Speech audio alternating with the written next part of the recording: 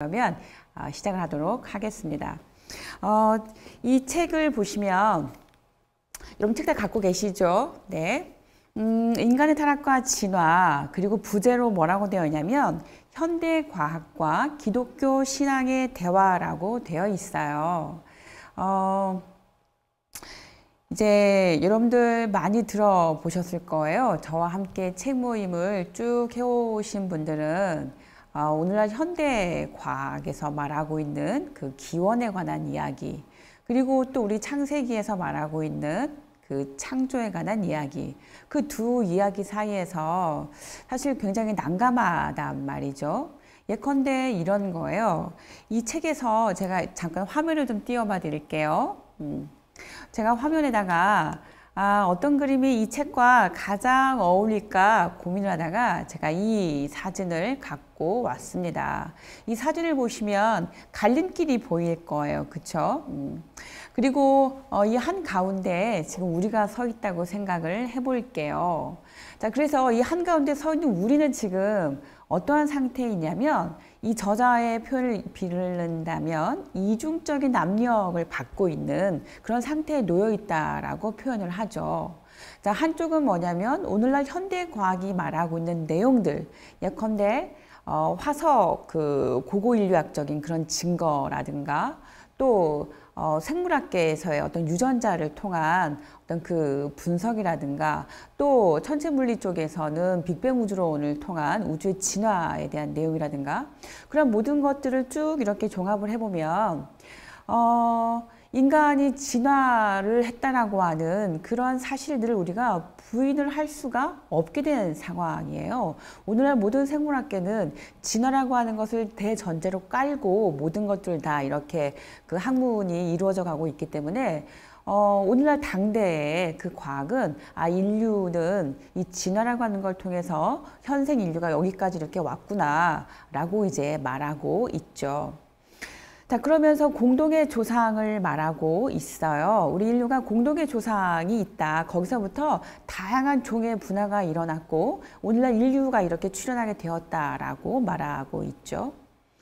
자, 그런데 우리 성경에서 이 창세기에서 말하고 있는 우리 기원은 어떻게 말하고 있냐면 6일 창조를 말하고 있어요. 하나님께서 6일에 걸쳐서 즉각적인 창조를 하셨고 그래서 그 모습 그대로 인류가 이렇게 왔다. 이렇게 이야기를 한단 말이죠. 그러면 교회에서는 이렇게 이야기를 하고 하나님께서 흙으로 빚으셨고 6일 동안에 창조를 다 하셨고 뚝딱뚝딱 완성된 인간으로 만드셨어 라고 이야기를 하고 있고 그러나 현대과학은 공동의 조상을 말하고 있고 물질의 기원을 말하고 있으면서 그들이 주장하고 있는 그런 내용들이 굉장히 합당하단 말이죠. 자, 그럼 이제 우리는 도대체 어떻게 해야 되느냐 이제 고민이 생겼어요. 그래서 어떻게 하느냐? 아니야. 그 성경이 말하고 있는 건 하나의 미신 같아. 어쩌면 신화일지도 몰라. 그거는 믿으면 안 돼. 이렇게 무신론적으로 흘러갈 수도 있어요.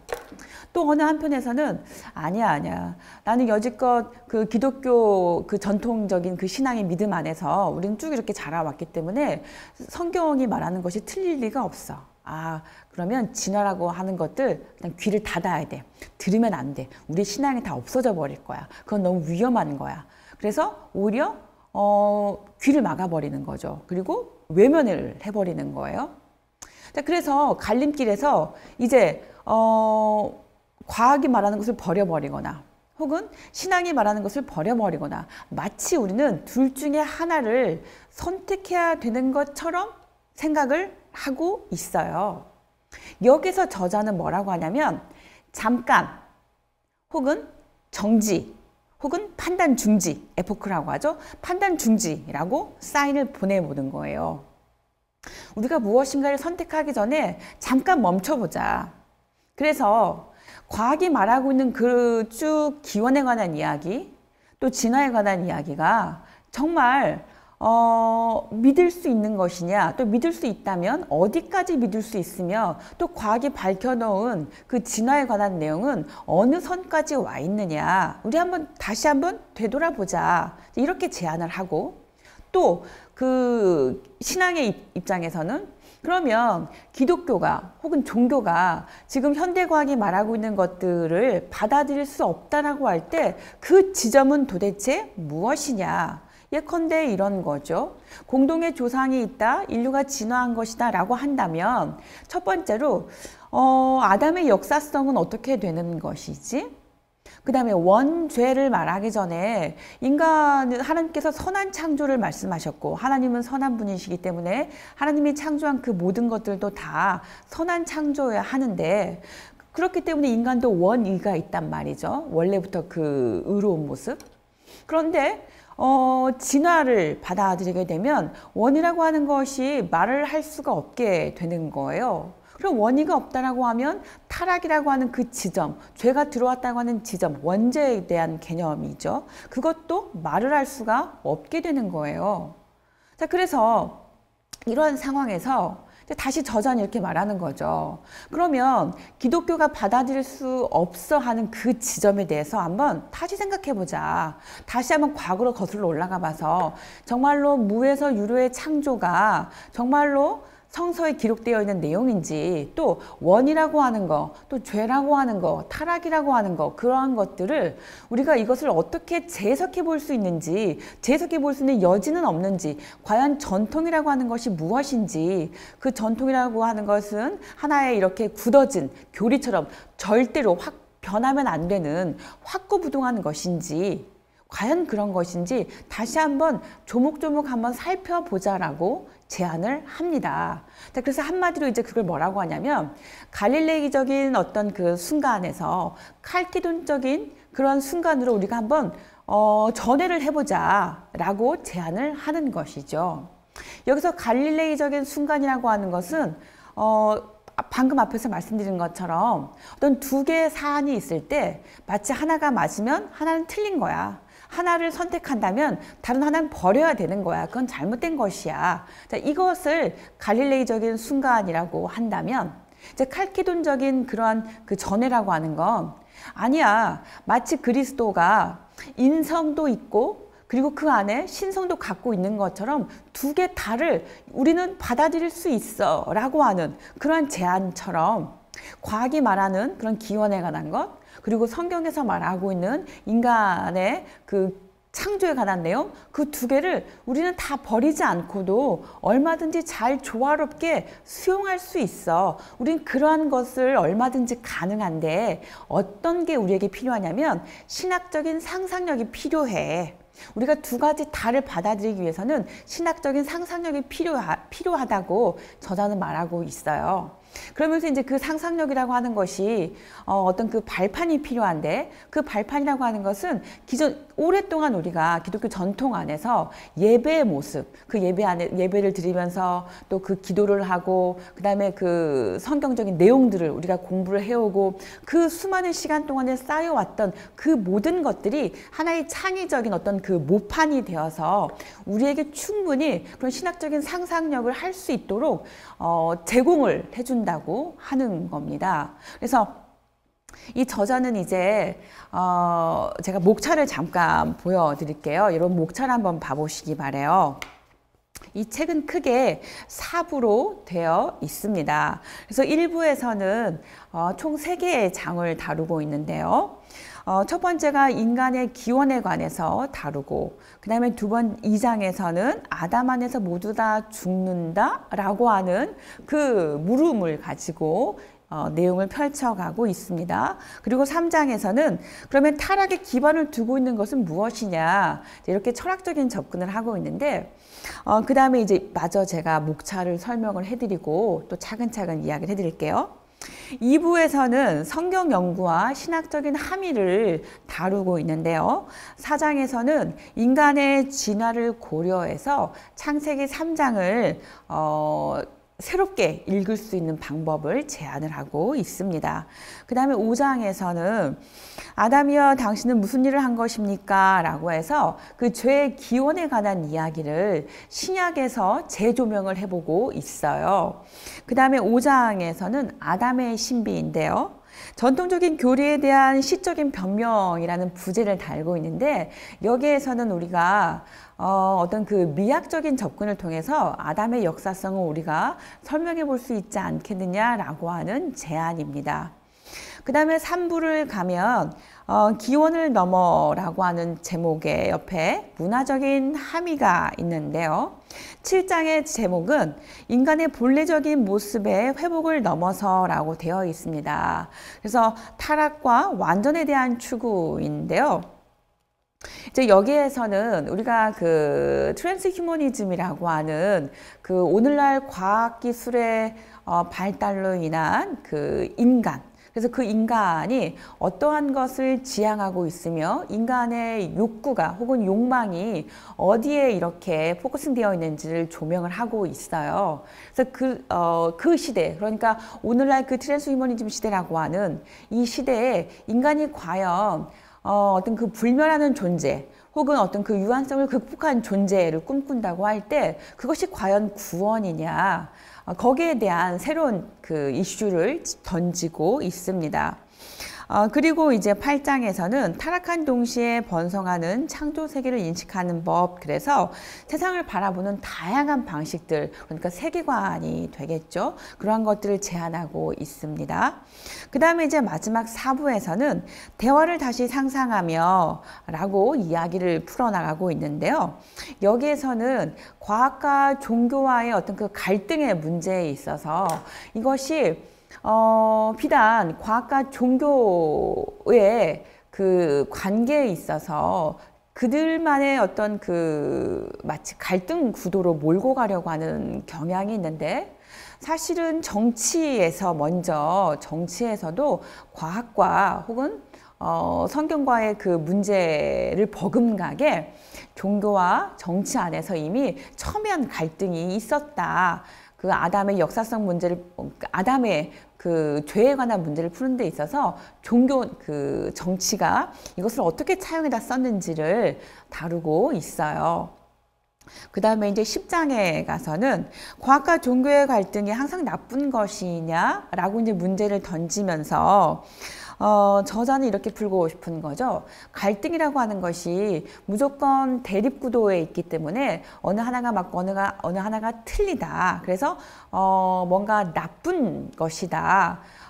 두 개 다를 수용할 수 없는 그러한 것이다. 이렇게 볼 수가 있는데, 그러나 갈등은 좋은 갈등도 있다. 그래서 뭔가 제3의 길을 모색할 수 있는, 그래서 그 A와 B가 있을 때 A라고 하는 이슈와 B라고 하는 이슈를 두 개를 잘 접목해서 제3의 길로 갈 수 있는 그런 좋은 방안도 모색할 수 있게 하는 그런 좋은 갈등도 있다.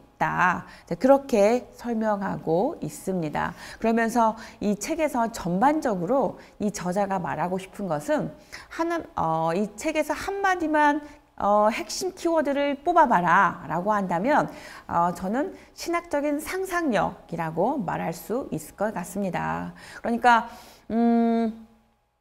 우리 안에 이미 내재되어 있는 그 믿음의 전통, 우리가 쭉 신앙생활을 해오고 그 다음에 그 예배를 드리고 또 기도를 하고 또 찬양을 하고 또 우리가 살아오면서 또 신학 뭐라고 할까요? 종교적인 체험을 하고 그 모든 것들 안에서 이미 우리는 충분히 상상력을 발휘할 수 있는 그런 그 토양이 다 이렇게 갖추어져 있다는 거죠. 그래서 그 안에서 우리는 현재 그 당면한 그 문제들을 뛰어넘을 수 있는, 그래서 과학이 말하고 있는 것도 받아들이고, 그리고 기존에 우리가 그 기독교 전통 안에서 말해오고 있던 그러한 아담의 역사성이라든가 또 원죄라든가 타락이라든가 구속이라든가 또 종말론적인 완성이라든가 그 모든 것들도 하나도 버리지 않고 잘 이렇게 스며들 수 있게 우리는 얼마든지 조화로운 그러한 상상력을 펼쳐볼 수가 있겠다라고 하는 것이 이 저자의 바람이기도 하고 그리고 주장이기도 합니다. 자, 이렇게 이제 제가 워밍업을 좀 해드렸고요. 자, 그러면 제가 이제 본격적으로 시작을 해보도록 하겠습니다. 이 책에서는 총 9장으로 되어 있는데, 10장으로 되어 있는데, 이 책이 재미난 것은 과학자도 등장하고, 생물학자도 등장하고, 철학자도 등장하고, 정치학자도 등장하고, 역사학자도 등장하고, 뭐 신학자, 또 구약학자 다방면에 내노라 하는 전문가들이 나와서 이 문제, 그러니까 과학이 말하고 있는 기원과 그리고 창세기가 말하고 있는 그 창조에 관한 이야기를 어떻게 조화롭게 잘 재해석해 볼 것이냐, 어떻게 잘 융화롭게 이것을 만들어 볼 것이냐, 어떻게 새로운 대안을 제시해 볼 것이냐, 이렇게 머리를 맞대고 나온 내용들이에요. 그래서 어느 한쪽으로 치우치지 않았다라고 하는 게 굉장히 좋은 장점이 될 수 있고, 그리고 전문가들의 목소리를 우리가 들어볼 수 있는 굉장히 좋은 기회인 거죠. 그래서 그 중에 첫 번째가 이제 제1장인데, 여러분 제1장을 한번 보실게요. 제1장은 데럴 포크라고 해서 생물학자입니다. 생물학자의 이야기를 통해서 과학의 이야기를 들어볼 거예요. 그래서 과학이 말하고 있는 그 진화라고 하는 게 화석을 통해서 추적해 본 거, 그 다음에 유전학을 통해서 추적해 본 거, 그랬더니 그 결과가 어떻게 나왔더라. 그래서 오늘날 이 진화에 대한 내용은 여기까지 진행되어 왔다라고 이제 이 저자는 말해 줄 것이고요. 그러면서도 이 저자가 조심스럽게 말하는 것은 과학에 대한 특성도 언급하고 있습니다. 이 과학이라고 하는 내용은 그 당대에 많은 사람들의 어떤 그 성과들이 이렇게 합리성을 가지고 그리고 이성적으로 이렇게 연구된 그 결과들이 이렇게 합의에 의해서 받아들여지고 있는 거예요. 그래서 그 당대의 진리이지만 그러나 또 과학이 발전해 가지고 새로운 어떤 진리가 등장한다면 과학은 언제라도 그 새로운 그 진리를 받아들이고 그러면서 수정해 나갈 용의가 있고 그러면서 늘 이렇게 진행 과정 중에 있다라고 하는 것을 언급하고 있어요. 그러니까 과학이 말하고 있는 것이 이것이 전부야, 이것이 사실이고 이것은 변하지 않는 거야, 그러한 것이 아니라 얼마든지 유연성을 가지고 새로운 사실이 드러난다면 얼마든지 수정해 나가고 수정해 나가서 보완하고 그래서 좀 더 괜찮은 그런 모양으로 이렇게 만들어 가려고 노력 중에 있다라고 밝히고 있습니다. 제가 영상을 준비를 했는데요. 저랑 같이 참여해 보신 분들은 아실 거예요. 제가 영상은 만들었지만 영상은 활용을 잘 안 합니다. 그런데 이제 여러분들께서 도대체 지금 무슨 얘기를 하는 거야 좀 궁금해 하실까 봐 제가 영상도 이제 준비를 했는데요. 주로 제 말을 이렇게 잘 경청해 주시면 좋을 것 같고요.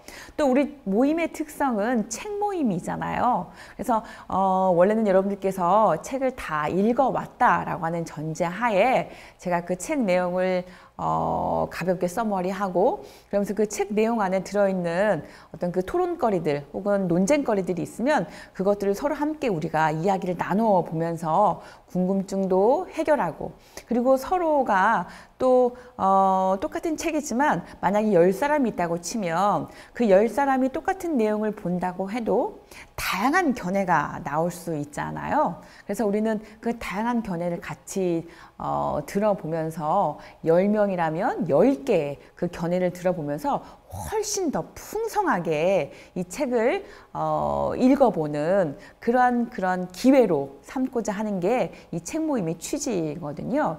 그래서 저는 이 책을 굉장히 중요하게 다룰 거고 이 책을 이렇게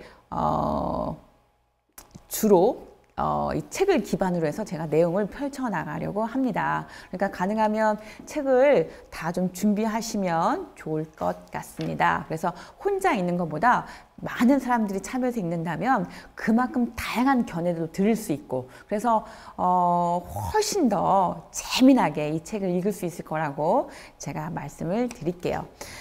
제가 이제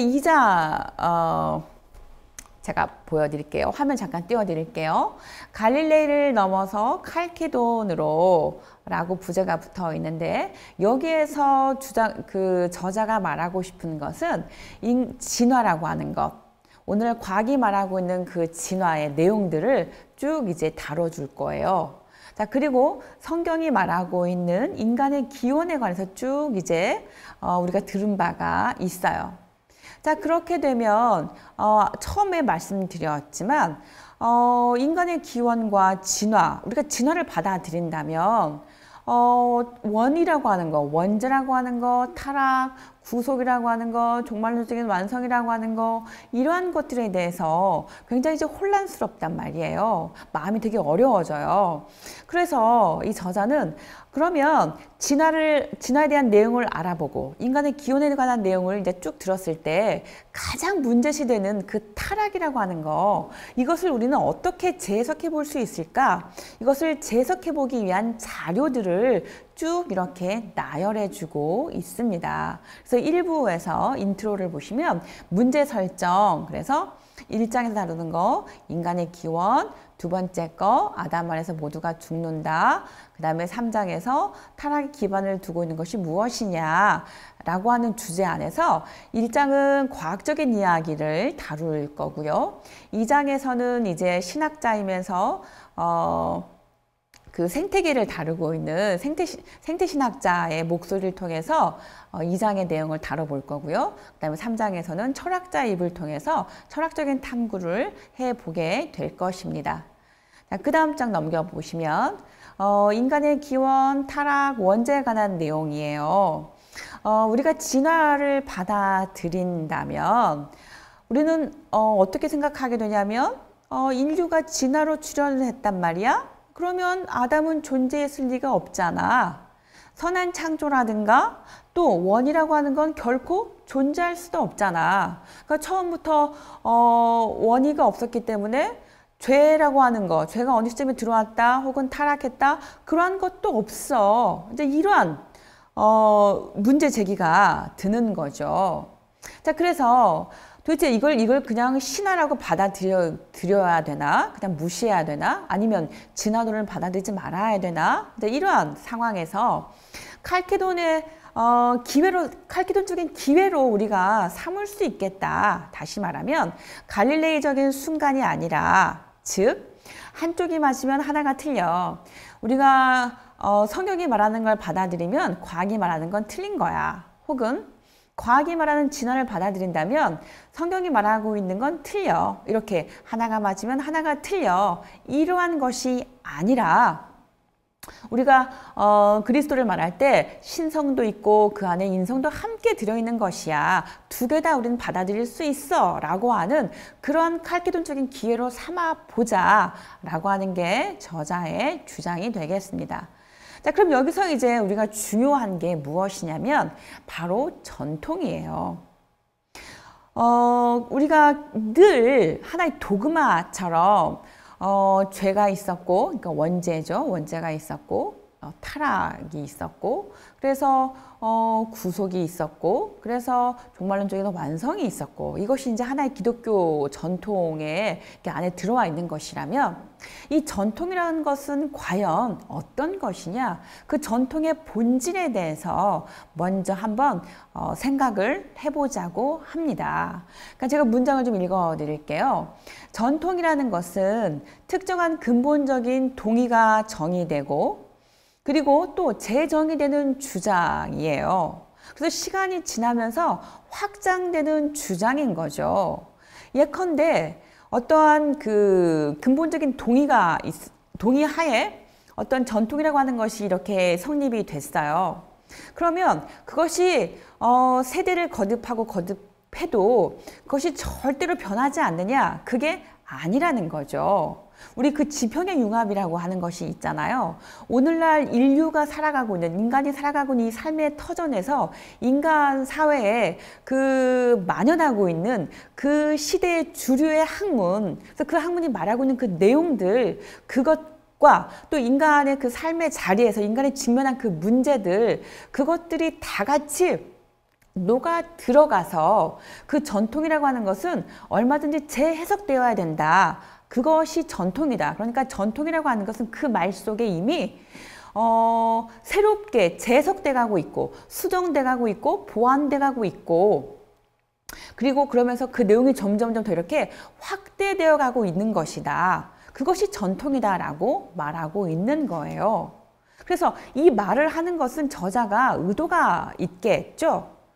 우리가 기존의 그 도그마처럼 그 프레임으로 갖고 있는 그것이 절대 변하면 안 돼.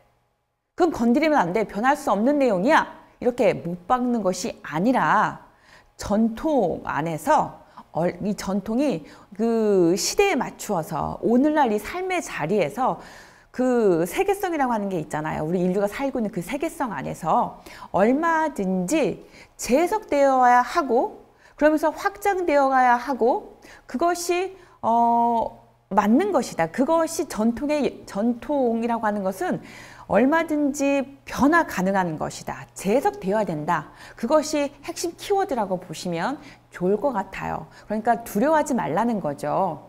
원죄에 대한 개념, 원죄에 대한 이해가 재해석될 때 아담에 대한 역사성이 혹은 아담과 그 하와가 최초의 조상이었다라고 하는 그 내용이 새롭게 재해석된다고 할 때 두려워하지 말라는 거예요. 그렇게 늘 변하면서 재확장되어 가면서 재해석되는 것이 전통의 성질이라고 말하고 있습니다. 여러분 어떠세요? 두렵지 않으시죠? 여러분들 변할 준비가 되어 계시죠? 여러분 우리 머리가 뇌라고 하는 것이 딱딱하게 굳어져 있지 않아요. 얼마든지 유연성이 있고 말랑말랑 하거든요. 그래서 외부에서 새로운 자극이 들어올 때 우리는 그 자극에 대해서 얼마든지 변할 수가 있어요. 우리에겐 그런 상상력이 있거든요. 그래서 그 상상력의 힘을 믿으시고 얼마든지 변할 수 있기를 진심으로 바랍니다. 자, 그 다음 장 넘겨볼게요. 자, 이 책의 구조는 이렇게 되어 있어요. 아까도 말했지만 생물학적인 영역에서 또 신학에서 역사학에서 또 성서학에서 철학에서 정치학에서 수많은 다각도의 그 렌즈를 가지고 다방면의 렌즈를 가지고 그 인간의 기원에 관한 그 과학 이론들을 쭉 한번 살펴보자고 하는 게 이 책의 구조예요. 어떠세요, 여러분? 우리가 하나의 렌즈만 가지고 하나의 사안을 본다면 굉장히 편협할 수가 있고 편파적일 수가 있지 않아요?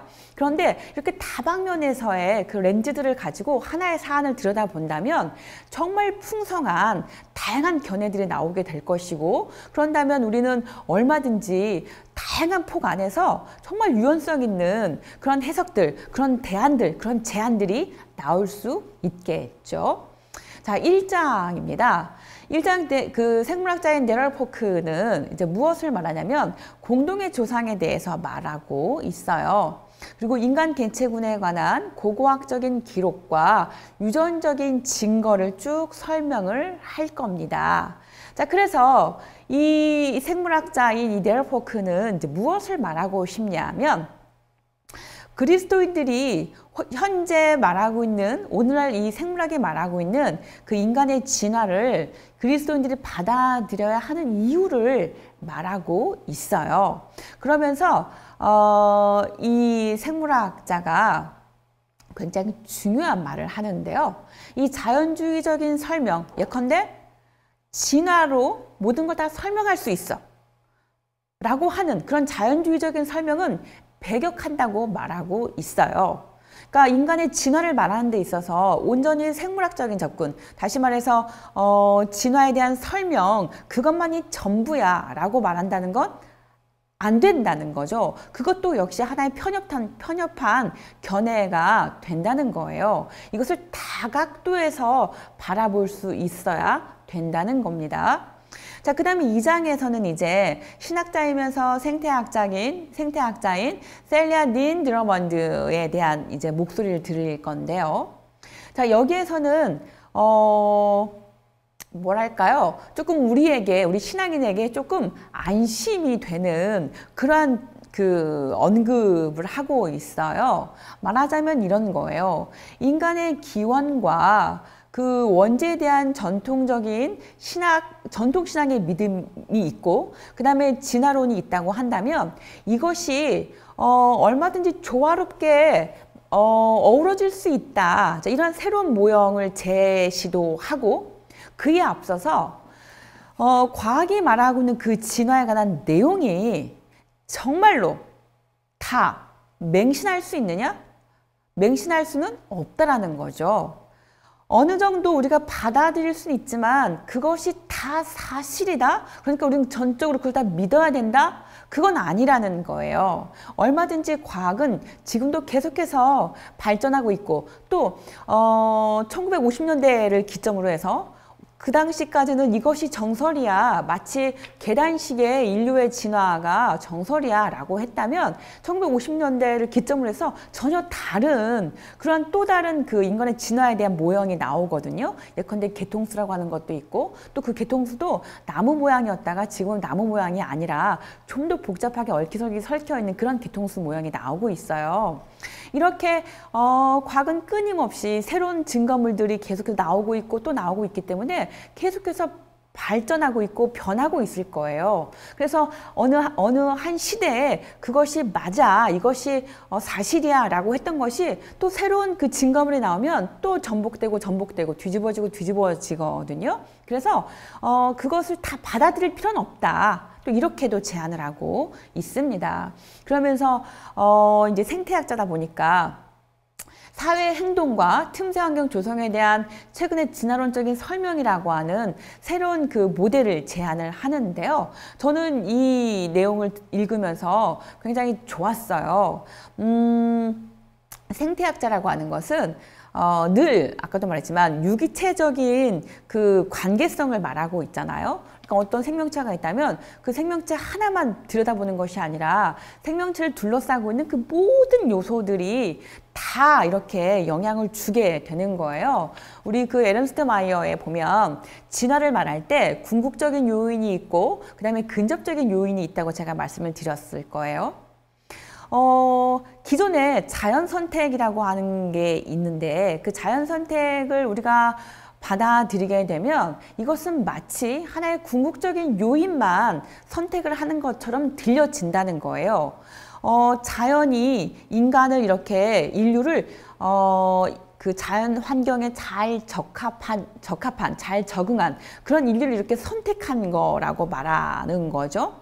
그럼 그걸 뒤집어 보면 인류가 마치 수동적으로 자연에 의해서 이렇게 선택이 되어진 것처럼 그것만이 하나의 궁극적인, 즉 최종적인 원인인 것처럼 들려지는데 그러나 틈새 환경 조성이라고 하는 것을 이제 말하면서 그렇지 않다라는 거죠. 다양한 요인들이 있었고 그 다양한 요인들을 우리 인류가 능동적으로 이렇게 대처하고 또 선택하고 그러면서 그러니까 궁극적인 요인뿐만이 아니라 근접적인 요인들, 다양한 요인들이 같이 이렇게 상호 작용을 하면서 인과적으로 영향을 주고받았다. 다시 말하면 자연 선택뿐만이 아니라 즉 수동적인 자연의 선택뿐만이 아니라 인류도 거기에 적극적으로 참여해서 능동적으로 참여해서 다양한 요인들에 의해서 그 두 가지가 서로 맞물려서 오늘날 인간의 그 진화가 이렇게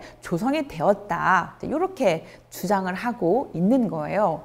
여기에는 굉장히 재미난 또 제안이 하나가 있는데 공진화라고 하는 게 있어요. 공진화라고 하는 건 그 진화가 한 가지만 이렇게 인간의 진화만 이렇게 말하는 것이 아니라 인간이 처한 그 환경 또 사회, 문화 그러한 것들도 인간이 진화하는데 같이 영향을 주었다는 거예요. 그래서 문화도 사회도 함께 진화해 나갔다라고 하는 게 공진화인데 그 공진화에 관한 내용도 같이 언급을 하고 있어요. 이게 2장에서 다루고 있는 내용입니다.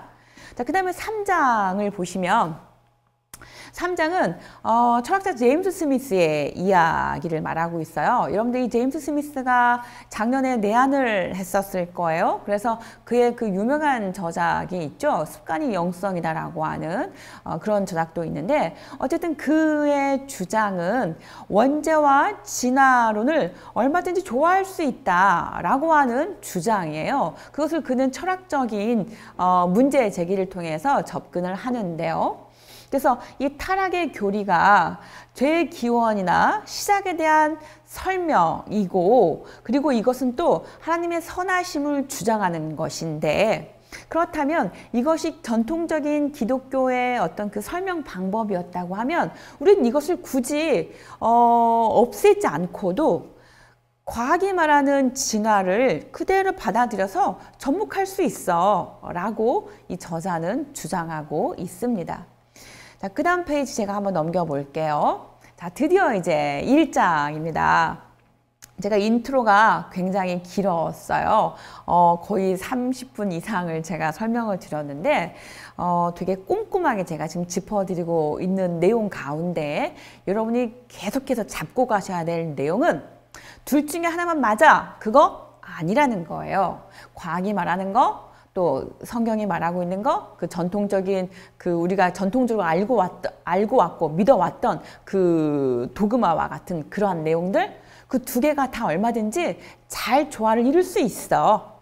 우리가 신학적인 상상력을 동원해 봐야 해.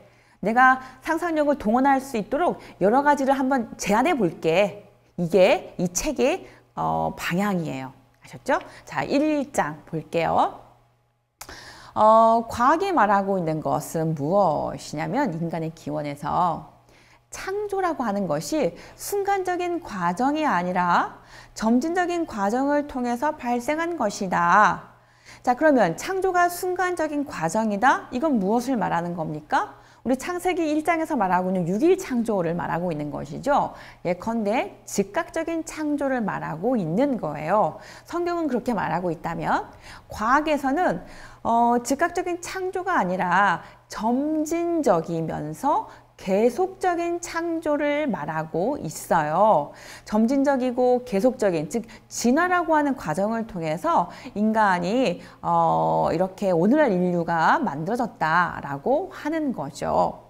자, 그러면 여기에서 저자는 이제 무엇을 말하고 싶은 거냐면 기독교의 근본적인 명제가 참이다 라고 우리가 받아들인다면 우리는 과학이 말하고 있는 인간의 기원도 별 문제 되지 않아. 그거 얼마든지 수용할 수 있어. 예컨대 기독교의 근본적인 명제가 참이다?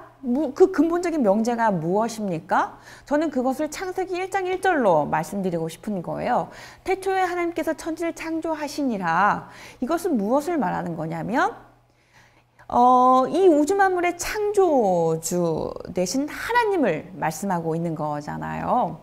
그러니까 우리가 과학에서 말하고 있는 그 진화라고 하는 것이 비단 마치 과학적인 설명인 것 같고, 그래서 창세기가 말하고 있는 그 창조의 내용을 마치 받아들이지 않을 것처럼 두려움에 떨지만, 그러나 기독교가 말하고 있는 근본적인 명제, 즉 하나님께서 모든 만물, 이 우주 만물을 창조하신 창조주다라고 하는 그 기본 명제를 우리가 붙잡고 있다면, 그렇다면 이제 그 안에서 우리는 얼마든지 자유로울 수 있다는 거예요.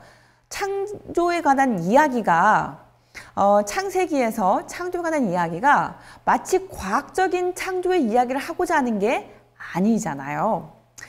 창조의 이야기는 하나님이 어떤 분이신지, 하나님과 인간의 관계가 어떤 관계성 안에 놓여 있는 것인지, 그러한 기본적인 우리의 그 믿음을 전제로 하고 있다면 이제 우리는 그 창조의 방법이 어떠한 것이냐, 이것은 그렇게 문제시되지 않는다는 거죠. 그 창조의 방법에 있어서 하나님께서 진화라고 하는 방법을 통해서 자연에게 자유를 허락하셔서 하나님께서 허락하셨다는 거죠. 그 창조의 방법이 자연이 이렇게 진화라고 하는 방법을 통해서 하나하나 이렇게 진행되어 갈 때 큰 구도 안에서 본다면 그것은 하나님께서 그렇게 그 창조를 행하신 거다, 이렇게 볼 수 있겠다라고 하는 게 1장에서 말하고 있는 내용이에요. 우리가 3월 달에 다뤘던 과학과 하나님의 존재에서 마지막 쪽으로 가면서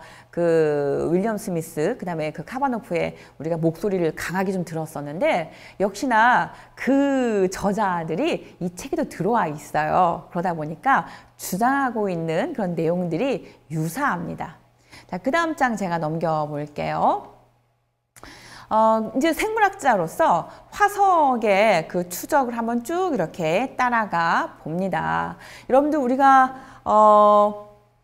화석 그러면 뭐가 떠오르시나요? 제가 1장에서 그 보여드렸던 그림 기억나시나요? 제가 1장에서 어떤 그림을 보여드렸냐면 마치 그 유인원, 그 원숭이 같이 생긴 유인원에서 점점 현생 인류로 쭉 이렇게 등장하는 그 그림 많이 보셨을 거예요. 그쵸? 그런데 우리가 그 내용이 마치 정설인 것처럼 배웠어요. 아마 여러분도 배우셨을걸요? 저도 배웠어요. 그런데 과학이 이제 계속 발전하면서 그 그림이 아니었구나 라고 하는 사실이 밝혀졌죠. 그 다음에 두 번째, 그 그림에서 엄청난 오해가 있었어요. 어떤 오해냐 하면 제가 이건 그림을 보여드려야 될 것 같은데 제가 8페이지로 잠깐 넘겨볼게요. 기다려보세요. 네, 이 그림이 여러분들 이 그림 혹시 잘 보이실까요? 여기 맨 처음에 보면 고릴라, 원숭이, 침팬지, 보노보노 뭐 이렇게 막 그 유인원 같이 생겼잖아요. 그리고 쭉 가면서 여기서 출발해가지고 이렇게 인류가 등장한 것처럼 나왔단 말이죠. 그래서 사람들이 어떤 오해를 했냐면 인간이 원숭이가 조상이었구나. 그래서 원숭이 조상에서 인간이 이렇게 나왔구나 라고 오해를 한 거예요. 그래가지고 다윈의 그 종의기원이 이렇게 나왔을 때 막 난리가 아니었잖아요. 뭐? 인간, 너의 조상이 지금 원숭이라고? 우리 조상이 원숭이라고? 말도 안 돼. 막 이렇게 굉장히 막 논쟁이 많았었는데 이 그림의 시작은 사실 이런 거예요. 우리 인류가 그 인류를 우리는 뭐라고 말하냐면 그 호미닌이라고 하죠. 호미닌. 그 인류 종이 그러니까 침팬지 쪽하고 그다음에 인류로 가는 그쪽하고 이렇게 그 갈림길에서 공동의 조상이 있었어요. 그래서 공동의 조상에서 이렇게 쭉 갈라져 가는데 침팬지 쪽하고 인간 쪽하고 그때 인간의 그 가장 그 시조가 마치 유인원하고 그러니까 그 침팬지 쪽하고 이렇게 좀 닮아 있었어요. 그래서 그 많이 좀 유사한 모형이었고 거기서 쭉 계속해서 이렇게 진화해가지고 오늘날 인간이 이렇게 등장하게 된 것이거든요. 그러니까 이쪽은 호미닌의 그 시조인 것이고 그 호미닌의 그 시조를 봤더니 공동의 조상에서 이렇게 갈라져 갈 때 마치 그 침팬지하고 조금 유사한 그 호미닌 종에서부터 이렇게 출발했구나. 그 이야기인 거예요. 그러니까 이해가 되셨죠? 여러분들 이 부분에서 혼동을 겪으시면 안 돼요. 설마 지금도 이 그림이 맞는 그림이야. 이 그림 봐봐. 여기 이 침팬지 고릴라 같이 생긴 애가 있잖아. 원숭이 같이 생긴 애가 있잖아. 그러니까 이게 우리의 조상이야. 이렇게 보시면 안 된다는 거예요. 저거는 잘못 해석된 것이고 그 공동의 조상에서 이렇게 그 갈라져 나갈 때 그 호미닌 종의 그 시조가 마치 그 유인원처럼 비슷하게 생겼다라고 하는 정보만 제공하고 있는 것입니다. 클리어하게 이해되시길 바랍니다. 제가 다시 넘겨볼게요. 자, 그래서 이제 화석의 추적을 보니까 우리가 최초의 그 인류 조상을 호미닌을 누구라고 보냐면 오스트랄로피테쿠스 아파렌시스라고 보고 있어요. 자, 왜 그를 최초 인류라고 보느냐면 다윈에 따르면 인류라고 할 때 그 조건이 있었어요. 몇 가지가 있었냐면 4가지가 있었는데요. 첫 번째가 직립보행을 한다. 그리고 인간이 그 걷기 시작하면서 손이 자유로워지니까 그 손을 가지고 이제 도구를 사용하게 됐겠죠. 그리고 도구를 마구 사용하고 이것을 응용하고 그러려면 뇌가 이제 발달해야 되겠죠. 그래서 뇌용량이 커져요. 그리고 또 뇌용량이 커지고 그러면서 얘가 이제 그 먹는 어떤 그 식습관이라고 할까요? 혹은 먹는 그 내용물이 달라졌어요. 그러다 보니까 그 일을 많이 쓸 필요가 없게 되는 거죠. 그래서 치아가 작아집니다. 그래서 다윈에 따르면 인류의 특징을 4가지로 말할 때 첫 번째가 직립보행이었고 두 번째가 도구를 사용하고, 세 번째가 뇌용량이었고, 네 번째가 작은 이였어요. 그래서 첫 번째로 꼽는 게 이제 직립보행을 꼽는 거죠. 그럴 때 그 직립보행을 한 그 흔적이 그 360만 년 전에 그 발자국이 발견돼요. 그래서 이 오스트랄로피테쿠스 아프라렌시스가 직립보행을 했기 때문에 얘가 최초의 그 호미닌 인류종이구나라고 알고 있었어요. 그런데 과학이 또 발달하고 나서 아니야. 그 아르디피테쿠스 라미두스라고 하는 인류종이 또 등장을 해요. 여기도 봤더니 얘는 이제 440만 년 전에 등장한 건데 얘도 역시 그 직립보행한 흔적이 있는 거예요. 그래서 인류종을 말할 때 직립보행을 가지고 나눈다? 그건 좀 이렇게 어렵게 된 거예요. 여러분, 여기서 한 가지 되게 재미난 이야기가 있어요. 제가 가끔 페북에도 이제 그 우리 인류의 기원에 관한 생물학적인 이야기를 좀 쓰는데, 걷는다는 것이 저는 굉장히 막 놀라울 때가 있어요. 정말 이건 경이롭고 기적과도 같다라고 막 느낄 때가 있거든요.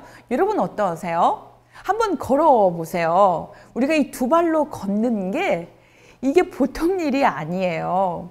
이 그 아프라렌시스라든가 라미두스 이들의 그 모습을 보면은요, 그 당시에는 두 발이 있었던 게 아니라고 하죠.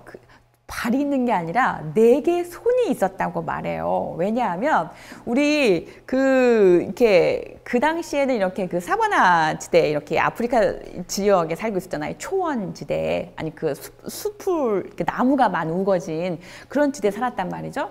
그러니까 이들은 나무를 이렇게 올라갔다 내려갔다 하면서 거기서 먹이를 먹고 막 이렇게 살았을 거예요. 그러려면 이들은 어떤 특징을 가져야 되냐면 나무를 잘 탈 수 있는 그런 조건을 만족해야 되는 거예요. 그래서 그 발가락이 이렇게 4개의 그 발가락이 이렇게 있으면 엄지발가락이 이렇게 옆으로 이렇게 되어 있어요. 그래서 나무를 이렇게 잡기 쉽게 이렇게 잡을 수 있게 되어 있단 말이죠. 그러니까 발도 그 당시엔 이렇게 되어 있었어요. 그래서 얘네들은 걷기도 하고, 그리고 나무에서 이렇게 매달려서 살기도 하고 동시에 다 이렇게 할 수가 있었다는 거예요. 그리고 실제로 얘네가 이제 생활 그 터전이 바뀝니다. 이렇게 나무가 우거진 곳에 살다가 이제 초원지대도 이렇게 뚜벅뚜벅 걸어 나오게 돼요. 그러면 여기에서는 이제 나무에만 올라탈 필요가 없기 때문에 그냥 두 발만 사용해도 되는 거잖아요. 그 증거가 뭐였냐면, 여러분 발을 한번 봐보세요. 여러분 발이 혹시 이런 모양이신가요? 그러면 여러분 지금 저기 440만 년 전 그러기로 돌아가셔야 되는 거예요. 우리 발은 다 어떻게 생겼습니까? 이런 모양이잖아요. 엄지발가락 한번 빨리 봐보세요. 얼른 그 꼼지락거리는 거 다 보여요 지금. 엄지발가락 특징을 보시면 굉장히 통통하죠. 그리고 짧아요. 그러면서 어딜 향해 있냐면 옆을 향해 있는 게 아니라 이렇게 나란하게 앞을 향해 있는 거죠. 그래야 이렇게 걸을 수가 있잖아요. 그리고 이렇게 걸을 때 힘이 엄지발가락이 많이 실려요. 그래서 얘가 이렇게 지탱을 해야 되기 때문에 더 이렇게 통통하고 짧고 굵고 이렇게 튼튼하게 생긴 거거든요. 그래서 이런 모양이 되어야 인간은 드디어 이렇게 두 발로 우아하게 걸을 수가 있는 거예요. 또 그뿐만이 아니에요. 여러분 무릎을 한번 봐보세요. 정강이랑 무릎을 이렇게 한번 봐보세요. 그 모습이 혹시 내 다리는 너무 무다리야, 내 다리는 너무 숏다리야, 혹시 막 불평하신 분 계신가요? 절대 그럴 일이 없어요. 그럴 이유가 없어요. 지금 여러분의 그 다리 모양이 딱 그 모습이어야 여러분은 걸을 수가 있는 거예요. 여러분의 골반뼈 한번 만져봐 주시겠어요? 골반뼈? 나는 왜 이렇게 볼이 뚱땡이고 나는 왜 이렇게 막 퉁퉁한 거야? 뭐 그렇게 불평을 하고 그럴 이유가 하나도 없어요. 여러분의 그 골반뼈를 보시면 이렇게 앞으로 이렇게 둥그렇게 이렇게 약간 이렇게 동그랗게 앞을 감싸고 있는 그런 모양이거든요. 그런 모양이 되어야 우리가 걸을 때 한 발을 걸으면 무게중심이 한 발에 쏠리잖아요. 그리고 오른발을 디디면 왼발에 또 무게중심이 쏠리고 이렇게 한 발 한 발에 이렇게 무게중심이 쏠릴 수 있도록 이 골반이 이렇게 그 동그랗게 휘어지지 않으면 안 되는 구조였던 거예요. 그래서 지금 여러분들 거울을 한번 거울 앞에 서가지고 여러분의 모습을 한번 봐보세요. 얼마나 우아한지, 얼마나 멋진지. 이제 뭐 다리가 굵고 짧고 뚱뚱하고 그건 아무 문제가 아닌 거예요. 여러분의 발이 못생기고 이쁘고가 아무 문제가 안 되는 거예요. 지금 딱 그 모습이어야 여러분은 직립보행하는 인류종이 될 수가 있는 거예요. 재밌죠? 네. 자, 어쨌든 이 화석 추적을 통해서 이 저자가 말하고 싶은 건 이런 거예요. 우리가 호모사피엔스가 우리 인류잖아요. 그래서 한때는 네안데르탈인과 호모사피엔스가 있을 때 네안데르탈인이 다 이렇게 전멸하고 호모사피엔스가 이 전 세계를 이렇게 다 지배했다. 그래서 따로 살았을 거다. 이제 이런 식의 이론이 많이 나왔었어요. 그런데 유전학이 이제 뒤에 가서 유전적 추적을 얘기하겠지만 유전학이 발전하면서 어떤 사실을 알게 되냐면 혼종이 있었다는 걸 알게 된 거예요. 그러니까 어떤 그 유전자를 뽑아봤더니 네안데르탈인의 화석도 그 유전자도 있고 그다음에 호모사피엔스 유전자도 같이 들어있는 거예요. 심지어는 그 자바인도 들어있고 이렇게 여러 개의 그 호모종들이 같이 이렇게 섞여가지고 오늘날 우리 인류를 만들었더라라고 하는 게 드러나게 된 거죠. 그래서 이 화석 추적을 통해서 저자가 말하고 싶은 건 뭐냐면 계속해서 새로운 증거물들이 등장하게 된다면 그 당대에 이것이 맞아 어떤 권위 있는 그 과학자의 목소리를 통해서 그가 이것이 맞아, 이것이 사실이야, 이렇게 진화했어 라고 받아들여진 그것이라고 해도 그러나 시간이 지나서 또 새로운 증거물이 나오고 또 새로운 그 이론이 나오게 되면 그것이 다시 뒤집어져서 새로운 것을 받아들이고 그래서 다시 또 한 단계 진보하고 그러니까 지식에 대해서 진보하게 된다는 거죠. 그것이 과학의 성격이다라고 말하고 있습니다. 자, 그 다음 장 넘겨볼게요. 제가 인류의 진화와 관계되어 있는 그 해골들을 이렇게 갖고 와봤어요. 여기를 보면 그 겉에 드러난 모습들이 많이 다르죠. 우리가 겉에 드러난 모습을 이제 표현형이라고 하는데요. 이 표현형을 통해서도 얼마든지 유전적인 그 다양성이 있었구나라고 하는 것을 알 수가 있습니다. 그래서 여기 보시면 뇌 용량이 점점 커지고 있다는 걸 알 수 있고 그다음에 머리가 점점 작아지고 있다는 것을 알 수가 있어요. 그 밖에도 그 턱뼈라든가 그다음에 광대뼈라든가 이러한 차이들, 그다음에 그 두뇌의 그 뒤통수 머리죠. 이게 뒤로 이렇게 쭉 더 삐져나왔다가 럭비공처럼 이렇게 뒤로 쭉 삐져나온 모양이기도 하다가 점점 시간이 지나면서 아주 예쁜 그 축구공 같은 그런 그 뒤통수를 이렇게 볼 수도 있어요. 이렇게 진화된 모습들을 보여주고 있습니다. 그리고 우리가 이제 화석만 가지고 봤을 때는 사실 이 저자가 이제 유전자 추적을 언급하는 이유가 뭐냐면 우리가 이 화석만 가지고 이야기를 했을 때는 마치 이런 거예요. 여러분들 우리가 내 어렸을 때 모습이 뭐지를 알고 싶은 거예요. 그러면 사진 같은 걸 보잖아요. 그래서 내가 20살 때, 10살 때, 내가 막 태어났을 때, 혹은 내가 태아 있을 때 그 사진을 쭉 보면 내가 이러한 모습으로 쭉 이렇게 성장했구나 라고 하는 걸 알 수가 있어요. 또 그 사진을 보면 나의 엄마의 모습도 어렸을 때 모습도 알 수 있고 또 엄마의 모습 또 엄마의 그 조상 그 다음 조상도 우리가 이렇게 쭉 알 수가 있어요. 그러나 그것은 그 사진 한 장이 보여주는 그 사진을 통해서 알 수 있는 그런 그 내용들은 사실 좀 한계가 있어요. 그렇잖아요. 우리가 하나의 사진을 봤을 때 만약에 내가 7살 때의 사진이었고 내가 바닷가에서 찍은 사진이었다고 친다면 우리는 그 모습에서 이 당시에 유행하는 모습은 어떤 모습이었는지, 머리 모양은 어땠는지, 그 당시에 어떠한 그 색깔들이 혹은 어떠한 그 유행이 있었는지 이렇게 좀 지역적인 그런 것들만 알 수 있을 뿐이지 세세하게는 조목조목 다 알 수가 없단 말이죠. 그리고 그 사진을 통해서는 과연 내 몸 안에 나의 이 모습 안에 어떠한 그 조상의 어떠한 것들이 내 안에 내재되어 있는지는 거기까지는 알 수가 없어요. 그래서 그 화석을 통해서 진화의 추적을 이렇게 쭉 해보기도 하지만 그러나 거기에는 더 많은 내용을 알 수가 없기 때문에 우리가 유전자를 통해서 이제 추적을 해보게 된다는 거죠. 자, 여러분들 유전자 많이 들어보셨을 거예요. 굉장히 좀 전문적인 용어들이 사실 많이 나와요. 그래서 골치 아파. 도대체 유전자라고 하는 게 뭐야? 뭐 DNA 나오죠. DNA 안에 들어있는 뭐 염기들 나오죠. 굉장히 복잡한 것처럼 들리는데 우리가 최소한 좀 알았으면 좋겠다라고 한 그 선까지만 제가 말씀을 좀 드려 볼게요. 벌써 지금 1시간을 넘고 있는데 할 말이 이렇게 많아서 어떻게 하면 좋습니까? 제가 이게 중요한 것만 딱딱 치고 넘어가야 되는데 유전자에 관한 이야기를 제가 잠깐 말씀드려 볼게요. 우리 몸은 다 세포로 되어 있고 세포 안에는 핵이라고 하는 게 있고 그 핵이라고 하는 게 우리 생명활동의 중심이죠. 그리고 그 핵 안에는 염색체가 들어 있어요.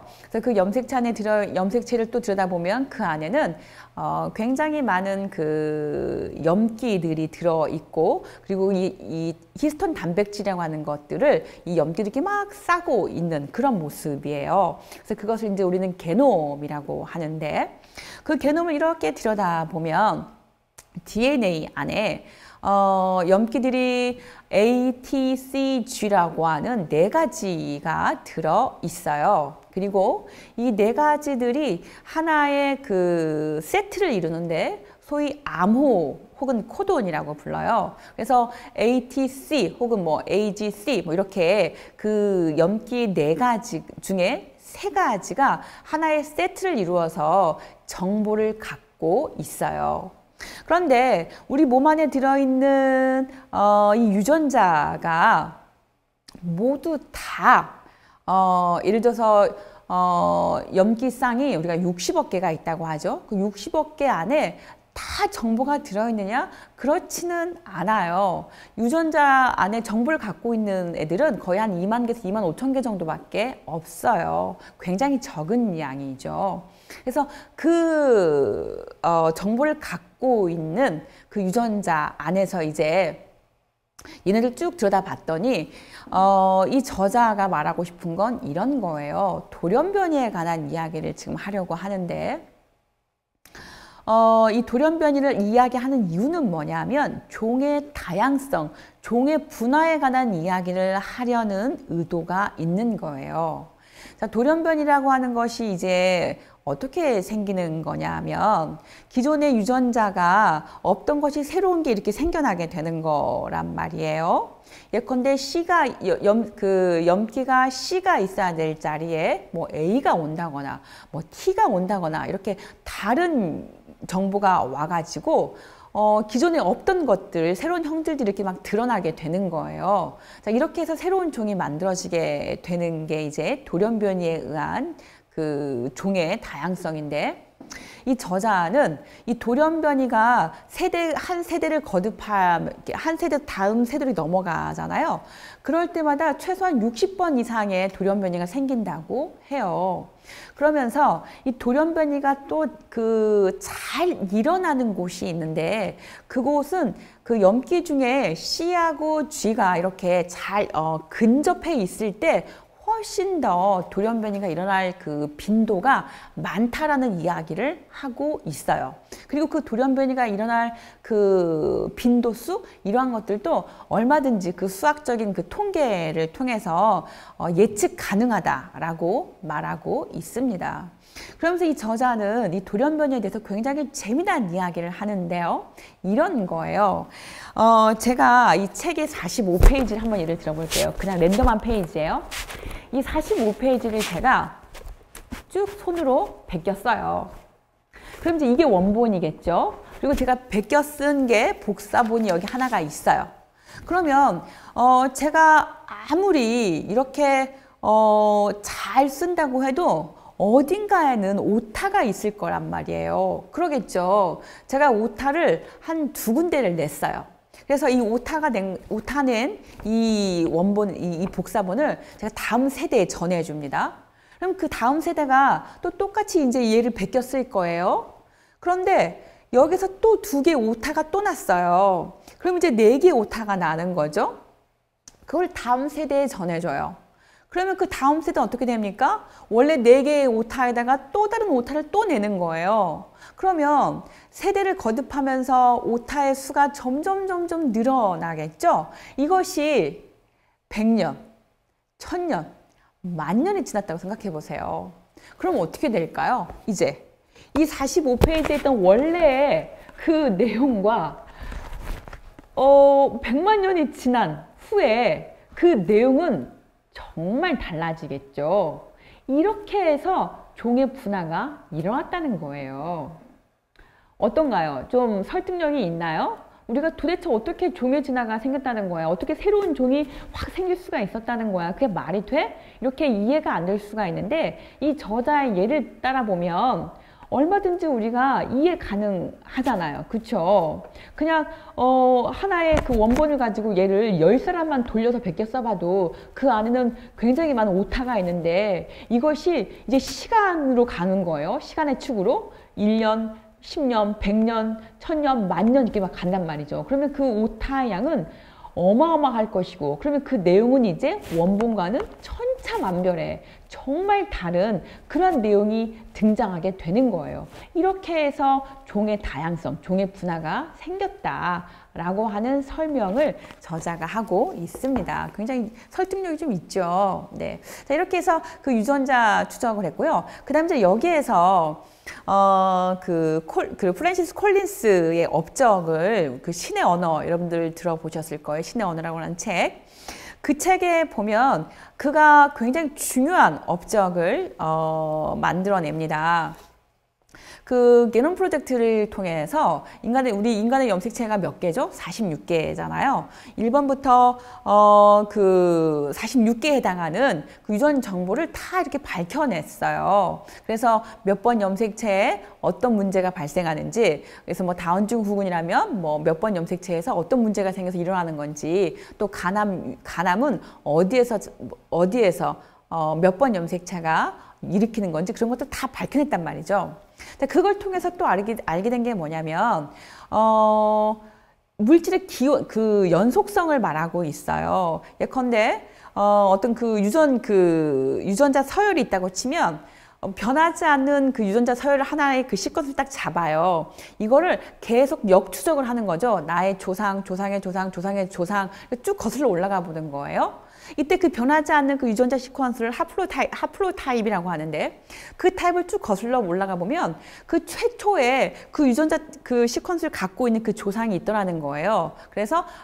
이렇게 그 물질의 기원성이 있고 공동의 조상이 있다라고 하는 걸 밝혀냈고 그 다음에 또 이제 미토콘드리아 2부라고 하는 게 있어요. 그 미토콘드리아가 여성에게만 있거든요. 그래서 그 최초의 정자와 난자가 수정이 이루어질 때 여성의 미토콘드리아만 이렇게 활동을 하게 됩니다. 그래서 그 미토콘드리아는 여성에게만 이렇게 쭉 이제 전달이 되는데, 그래서 저를 기준으로 한다면 저 위에 누가 있겠어요? 엄마가 있겠죠? 그 다음에 저희 엄마의 엄마, 엄마의 엄마 이렇게 쭉 가봤더니 그 최초의 그 미토콘드리아를 갖고 있는 그 조상이 있더라라고 해서 이제 이렇게 그 공동의 조상을 알게 된 거고, 그 다음에 여기서 또 한 가지 중요한 것이 인류의 조상이라고 할 때 우리가 아담의 역사성에서는 아담과 하와 최초의 두 명의 인간을 우리가 그 상정하기 쉬운데, 프란시스 콜린스에 따르면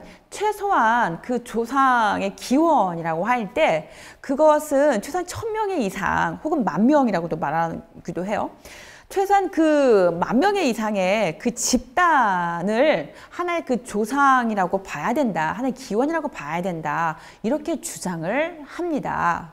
자, 그도 그럴 것이, 제가 최근에 그 카오스 재단에서 인류의 기원이라고 하는 그 주제를 가지고 강연을 했어요. 거기에서 여러분도 아마 잘 아실 거예요. 그 고인류학자, 우리나라 여성 과학자로서 외국에서 굉장히 이렇게 명성을 떨치고 있는 그런 분이시고, 그분의 그 인류의 기원이라고 하는 책이 정말 세계적으로 유명한 책이 됐잖아요. 근데 그분이 이제 강연을 하시는데, 그분이 어떤 말씀을 하시냐면, 저는 그 내용을 듣고 정말 시원해졌어요. 어떤 내용이냐면, 우리가 기원을 말할 때 마치 한 점을 생각한다는 거예요. 그래서 한 점에서부터 출발해 가지고 그것이 쭉 이렇게 선으로, 그러니까 단선적으로 쭉 이렇게 진화해 갔다라고 생각을 하는데, 그렇지가 않다는 거예요. 굳이 꼭 한 점에서 출발할 필요가 없다는 거죠. 예컨대 이런 거예요. 제가 제가 성이 백씨예요. 그러면 백씨의 조상을 이렇게 따져 본다고 하면 어떻게 되겠어요?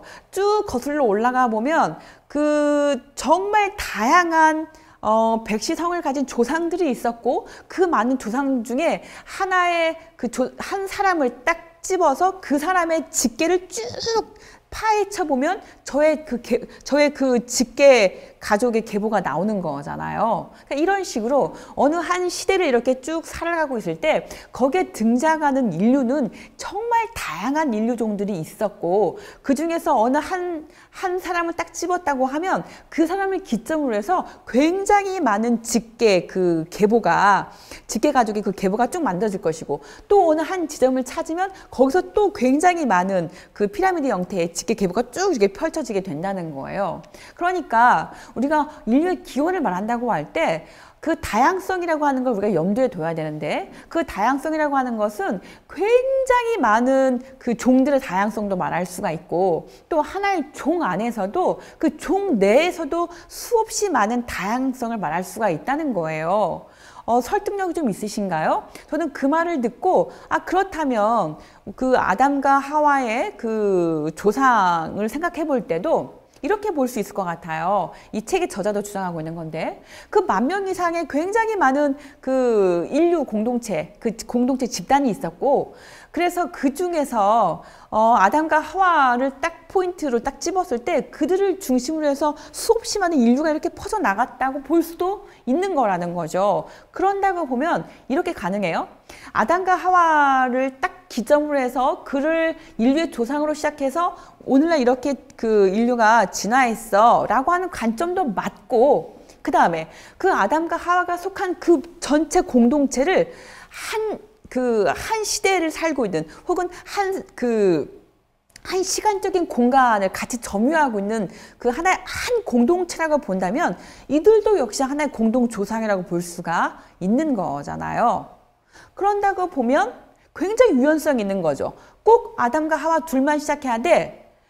그것을 받아들이기도 하면서도 그 10,000명이라고 하는 전체 그 공동체 집단 안에서 인류의 시작을 볼 수도 있는 거죠. 그렇죠? 그러니까 부분이면서 전체라고 하는 그 사고를 가지면 우리는 기독교 전통에서 말하고 있는 아담과 하와 그 둘로 시작한 인류의 그 기원 전혀 문제가 되지 않는다고 말할 수가 있겠습니다.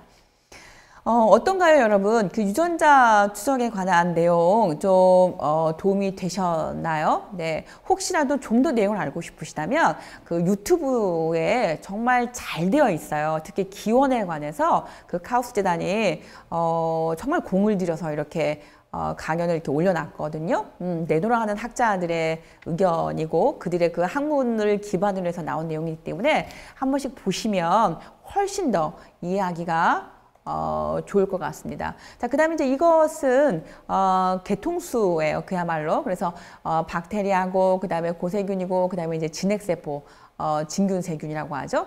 그래서 이렇게 세 부류로 나눌 수가 있는데 오늘날 사실 이것도 아니라고 말해요. 훨씬 더 복잡하고 다양하게 얽혀 있다. 그 종과 종들이 서로 이렇게 막 다양하게 막 섞여 있다. 이렇게 말하고 있는데 제가 이 그림에서 보여드리고 싶었던 건 이 처음 지점이에요. 이렇게 어느 하나에서 이렇게 갈라져 가고 이 만약에 제가 이게 애니멀 여기 동물이죠. 이 동물을 만약에 기준에서 본다면 얘를 쭉 내려가 보면 얘가 식물과 동물로 갈라지기 그 전에 그 아래 부분에서 하나로 모아져 있는 조상이 있었어요. 그 다음에 쭉 또 내려가 보면 이렇게 고세균하고 진핵세균으로 나누어지는 그 갈림길이 또 있어요. 그 나누어지기 전에 또 가보면 이렇게 박테리아와 이렇게 고세균으로 나누어지는 그 갈림길이 또 있고 그 갈림길로 내려가는 여기에는 바로 뭐가 있냐면 공동의 조상이 딱 놓여지게 있는 거죠. 그래서 그 공동의 조상에 대한 이야기가 이 개통수 그림에서 잘 보여주고 있어서 제가 이 사진을 한번 넣어봤습니다. 자, 그 다음에 여기도 마찬가지예요. 사람만 봐도 이렇게 다양한 그 가지뻗기가 있었다는 거예요. 그래서 정말 다양한 그 종이 있었고 그 종 안에서도 또 다양한 종들이 있었다라고 하는 거.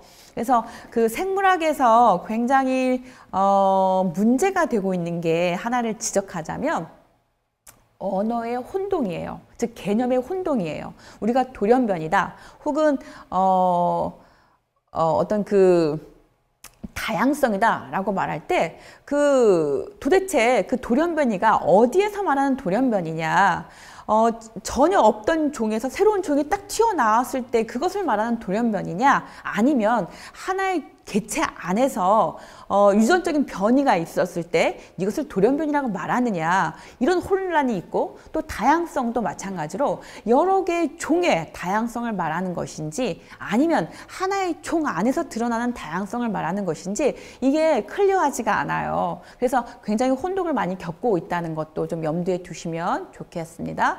자, 그 다음 장 넘겨볼게요. 자, 이것이 오늘날 말하고 있는 그 개통수예요. 여기 보시면 알겠지만 정말 이렇게 막 복잡하게 막 얽히설키 막 놓여 있죠. 그래서 어떤 그 종들이 있으면 종들이 있고, 그래서 새로운 어떤 그 증거물들이 나오면 그 증거물들을 보고 기존에 나와 있던 그 데이터들과 분석해 봐가지고 여기에 공통점이 있구나 그러면 여기다 넣어주고, 얘가 이쪽과 더 공통점이 많아 그러면 이쪽에다 넣어주고, 이런 식으로 해서 이 종들이 서로 이렇게 막 왔다 갔다 하고 있는 복잡하게 막 그물망으로 엮여 있는 그러한 개통수를 보여주고 있습니다. 자, 그 다음에 이제 우리 책에서 보시면 역사적 우연과 인류의 기원에 대해서 말하고 있는데, 이건 이런 거예요. 우리가 미세조정이라고 하는 걸 과학과 하나님의 존재에서 마지막 챕터에서 다뤘던 기억이 나요. 그게 아마 7장이었을 겁니다. 인류가 등장할 때, 우리 인류가 언제 등장하죠? 약 6천만 년 전부터 시작을 하잖아요. 그쵸? 그러면 그 전에는 이제 파충류들이 다 이렇게 멸망을 하고 신생대가 도래하고 그러면서 이제 그 포유류가 등장을 하는데, 이때 파충류가 다 이렇게 멸종을 할 때 그 원인을 꼽는 게 굉장히 커다란 그 운석과의 충돌에 의해서 파충류가 멸종을 했다. 그리고 그 멸종을 하고 나서 포유류가 이렇게 등장을 했다. 이렇게 말하고 있거든요. 그러니까 이것도 그 포유류의 등장도 어떻게 보면 굉장한 우연적인 사건이잖아요. 그렇죠? 그래서 이 과학자들은 인류의 진화에 대한 이야기를 할 때 그 우주의 진화도 마찬가지고, 오늘과 같은 이 우주가 등장하기까지 혹은 오늘과 같은 이 지구에 이 지구상에 오늘과 같은 우리의 생명체가 등장하는 데 있어서는 그야말로 우연에 의한 거다라고 말하고 있어요. 그러면서 오늘과 같은 우주가 만들어지기 위한 여러 가지 우주 상수를 말했었죠. 뭐 예컨대 수소와 헬륨의 비율이라든가, 혹은 중력의 크기라든가, 뭐 빛의 속도라든가, 그게 뭐 우주의 팽창률이라든가, 혹은 우주의 그 팽창 밀도라든가, 또 그 강한 핵력과 양력의 그 강도의 차이라든가, 이렇게 굉장히 많은 요인들을 언급을 하면서 그러한 것들이 미세하게 조정이 되어서 이렇게 오늘날 우주가 만들어진 거다, 이렇게 말을 하는데, 이때 이제 의견이 갈리는 거예요. 이건 진짜 우연에 의한 거야. 그래서 진짜로 그 윌슨 같은 경우를 보면 진짜 특별한 행운에 의한 거야. 특별한 행운 가설이라고 해요. 인류가 이렇게 등장하게 된 것은 특별한 행운 때문이야, 이렇게 말을 하기도 하고, 또 스티븐 제이 굴드 같은 경우는 그 비디오 테이프설이라고 해서 그 생명체가 탄생을 해가지고 오늘날 인간이 이렇게 진화할 때까지 그 과정을 테이프를 한번 계속 한번 돌려봐, 반복해봐봐. 만약에 네가 100번을 돌려봐, 그러면 그 100번이 다 똑같을 것 같아? 아니야. 100번이 다 다른 거야. 그래서 진짜로 우연에 의한 거야. 오늘날 인류가 이렇게 등장했다고 하는 건 진짜 우연인 거야. 이렇게 말을 해요. 자, 그런데 이 저자는 어떻게 말하고 싶은 거냐면, 이 역사적인 우연과 하나님의 섭리를 이렇게 연결하고 싶어 하죠. 그 조화롭게 이렇게 만들고 싶어 해요. 그래서 그 지난번에 그 과학과 하나님의 존재에서도 나왔던 그 사이먼 코네이 모리스하고 이 프랜시스 콜린스의 주장을 이렇게 실어서 어떻게 말하냐면, 먼저 그 프랜시스 콜린스의 그 견해를 말해 볼게요. 그는 빅뱅으로부터 출현한 우주의 상태가 생명체에 필요한 바로 그 상태였던 것으로 보인다. 그러니까 이것은 정말 일어나기 불가능한 그런 수치들임에도 불구하고 이런 우주가 탄생했다고 하는 것은 진짜 누군가가 하지 않으면, 정말 누군가 어떤 섭리가 아니고서는 불가능한 거다. 이건 필연적인 것이다. 이제 이렇게 언급을 하죠. 그와 마찬가지로 사이먼 코네이 모리스도, 그도 역시 이제 그 기독교 신학자이기 때문에 우연성을 필연성으로 이야기를 합니다. 그래서 정말로 이것은 필연적인 거야. 이렇게 불가능함에도 불구하고 이렇다고 하는 건, 그건 바로 하나님께서 이 자연을 통해서 이렇게 되도록 하나님의 섭리가 개입된 거야. 이렇게 이야기를 하죠. 어떤가요, 여러분? 필연 쪽에다가 그 역사적인 우연이지만 그럼에도 불구하고 그것이 바로 하나님의 섭리, 하나님의 창조 방법이었어. 그 누굽니까? 판덴베르크가 그렇게 이야기하잖아요. 그 컨틴전스라고 하는, 그 우연성이라고 하는 거, 우발성이라고 하는 것은 그게 바로 하나님의 창조의 자유야. 이렇게 이야기를 하죠. 자, 그 다음입니다. 이렇게 해서 이제 1장이 끝났어요. 그 다음에 이제 2장에서 아담 안에서 모두가 죽는다라고 하는 그 질문을 던지면서 우리가 한 사람 아담으로 통해서 모든 인류에게 죄가 이렇게 들어왔다, 유전죄를 말하고 있었잖아요. 그래서 그 아담 때문에 다 죽게 되는 거야. 그 말에 대해서 우리가 다시 한번 재고해보자 라고 이야기를 합니다. 그래서 그 틈새 환경 조성이라고 하는 거, 그 다음에 공동체 진화라고 하는 거, 그리고 원죄 경계선에서 우리는 어떤 질문들을 던져볼 수 있는가, 이제 이러한 것을 이런 데서 이제 통찰을 얻을 수가 있어요. 그 다음에 이 저자는 이제 가톨릭 그 전통의 예를 들면서 진화론하고 어떤 관계에 있는지를 하나하나 이제 이야기를 해줍니다. 그래서 역사적인 그 계보를 쭉 이렇게 훑어줘요. 그래서 1909년을 시작으로 해서 그때만 해도 교양청에서는 그 창세기에 나와 있는 그 창세기 1, 2, 3장이죠. 그것은 문자적이고 역사적인 진리야. 이렇게, 그게 진리야. 이렇게 믿었어요. 그러다가 1950년도에 와서 그 비오 12세가 진화론에 관한 성명서를, 그 인류라고 하는 그 성명서를 이제 발표를 하는데요.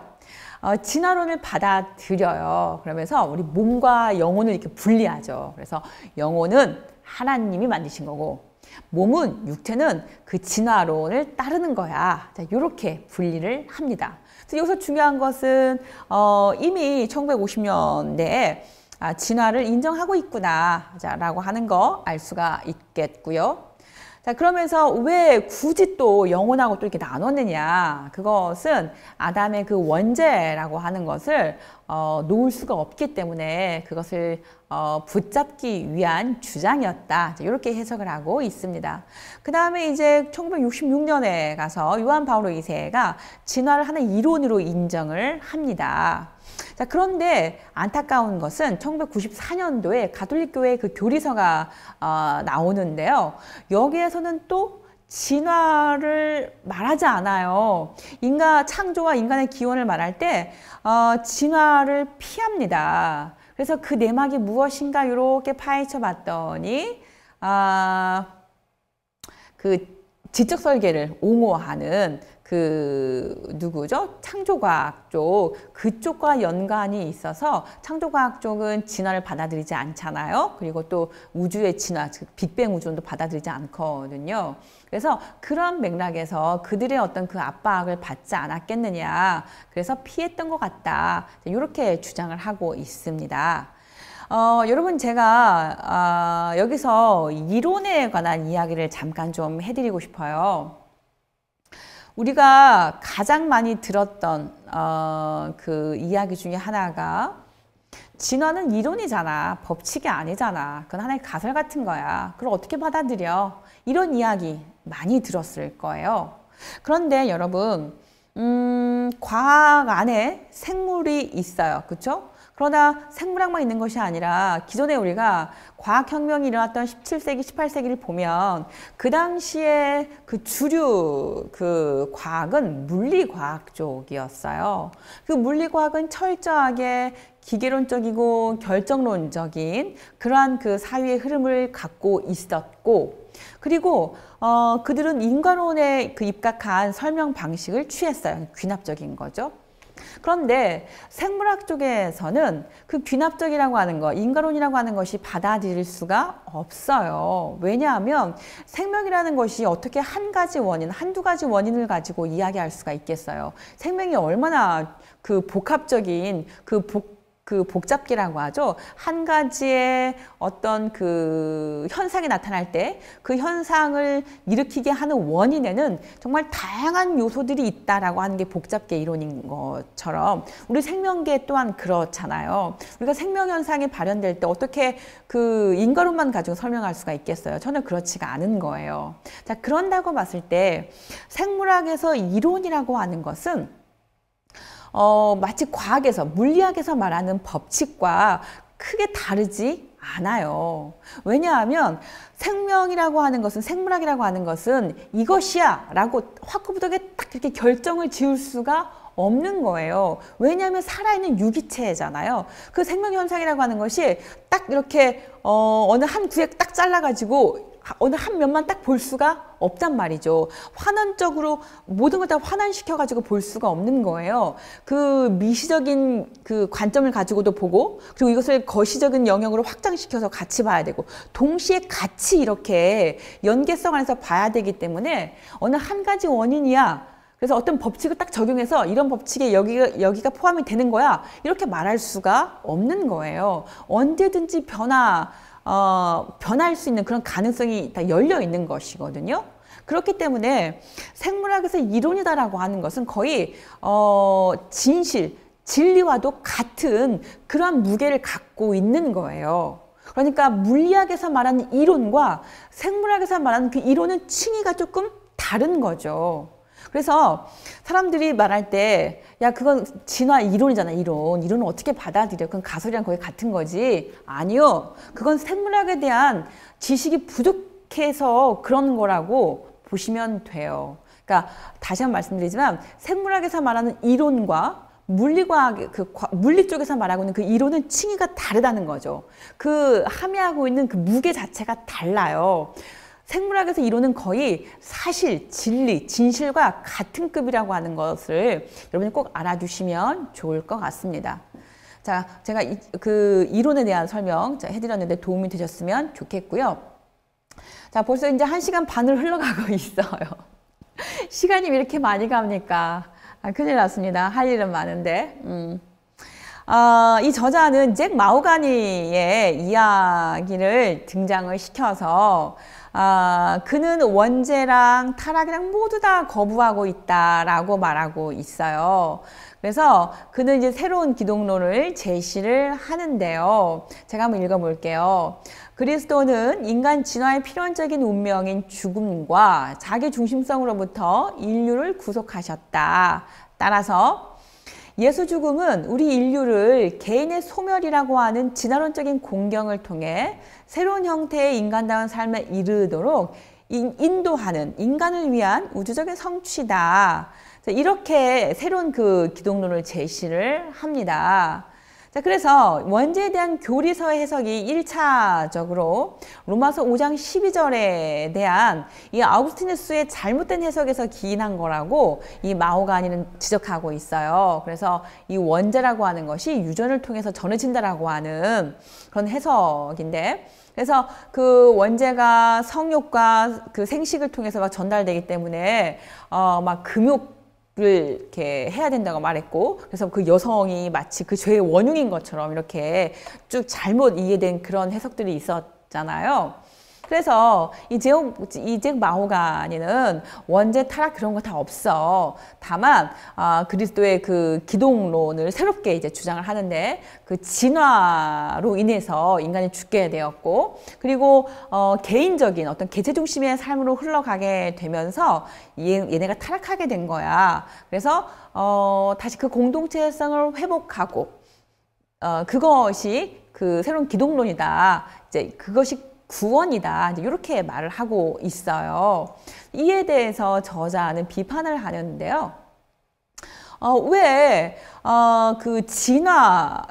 그 진화를 말할 때 그리스도의 구속하신 은혜를 필연적으로 이기적인 진화의 가치에 대한 어떤 그 우주적인 반전으로 평가를 하는지 모르겠다. 그래서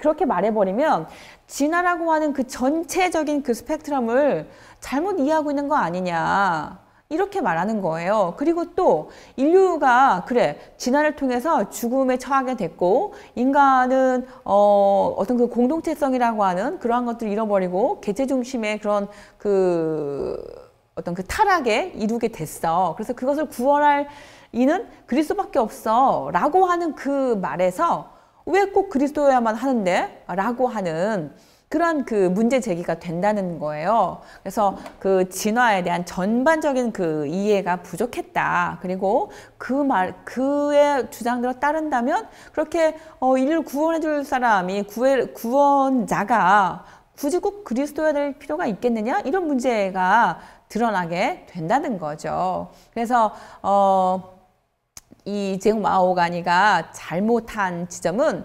굳이 원죄라고 하는 그 역사적인 기원을 다 이렇게 거부할 필요는 없지 않았느냐. 그리고 또 인간의 진화를 마치 인간의 어떤 인간만 이렇게 따로 띄어서 생각하는 그런 잘못을 범한 것 같다. 이렇게 지적하고 있습니다.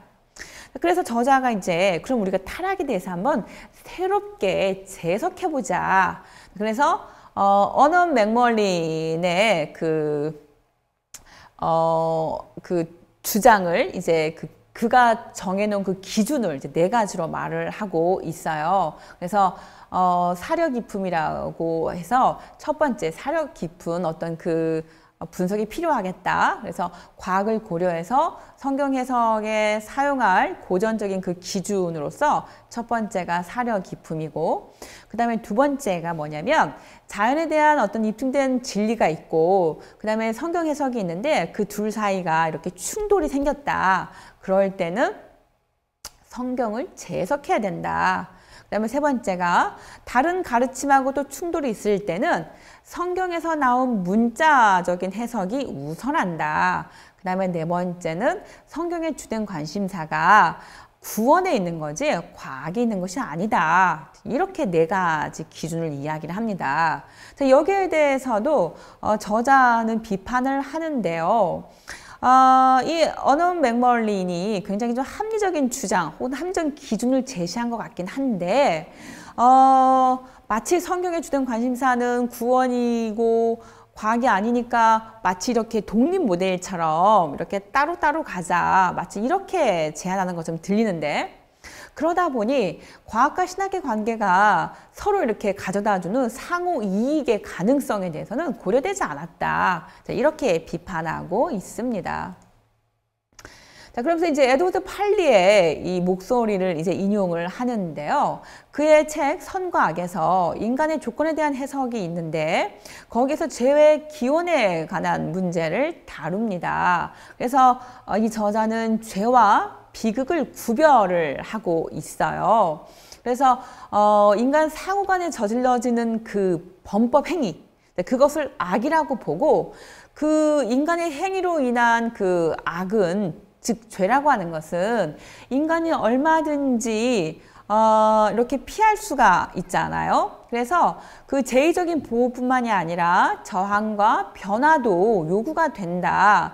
그래서 인간이 저지르는 그 악의 원동력이라고 하는 것은 잘못된 열정에서 비롯되는 것인데 그 잘못된 열정이라고 하는 것은 우상숭배에서 비롯된 것이다. 이렇게 지적을 하고 있어요. 그리고 죄라고 하는 것은 존재론적인 악영향을 가졌고 죄는 인간 행위자의 존재 속에 있는 자아의 구조를 바꿔놓는 변화다. 에드워드 팔리는 이렇게 말하고 있는데 여기에 대해서 저자는 또 어떤 비판을 가하냐면 인간이 창조물이잖아요. 하나님의 창조물이란 말이죠. 그런데 거기에 대한 그 배경은 전혀 받아들이지 않고 있다. 다시 말하면 우리가 전통적인 그 인간의 기원과 또 죄와 그다음에 악의 문제, 타락의 문제, 그것들이 하나의 배경이 있는 거잖아요. 그런데 그런 배경들은 다 무시해버렸다. 그리고 그냥 인간 자체만 놓고 봤다라는 거죠. 그렇기 때문에 인간이 창조물로서 인간을 둘러싸고 있는 인간이 등장하기까지 그러면서 거기에 하나님과 그 피조물과 창조주 사이에 그 형성된 관계에 대해서는 우리가 간과했다. 그것이 저자의 비판점이었습니다. 자, 그 다음에 이제 진화와 타락에 관해서 그러면 저자는 무엇을 말하냐면 틈새 환경 조성을 언급합니다.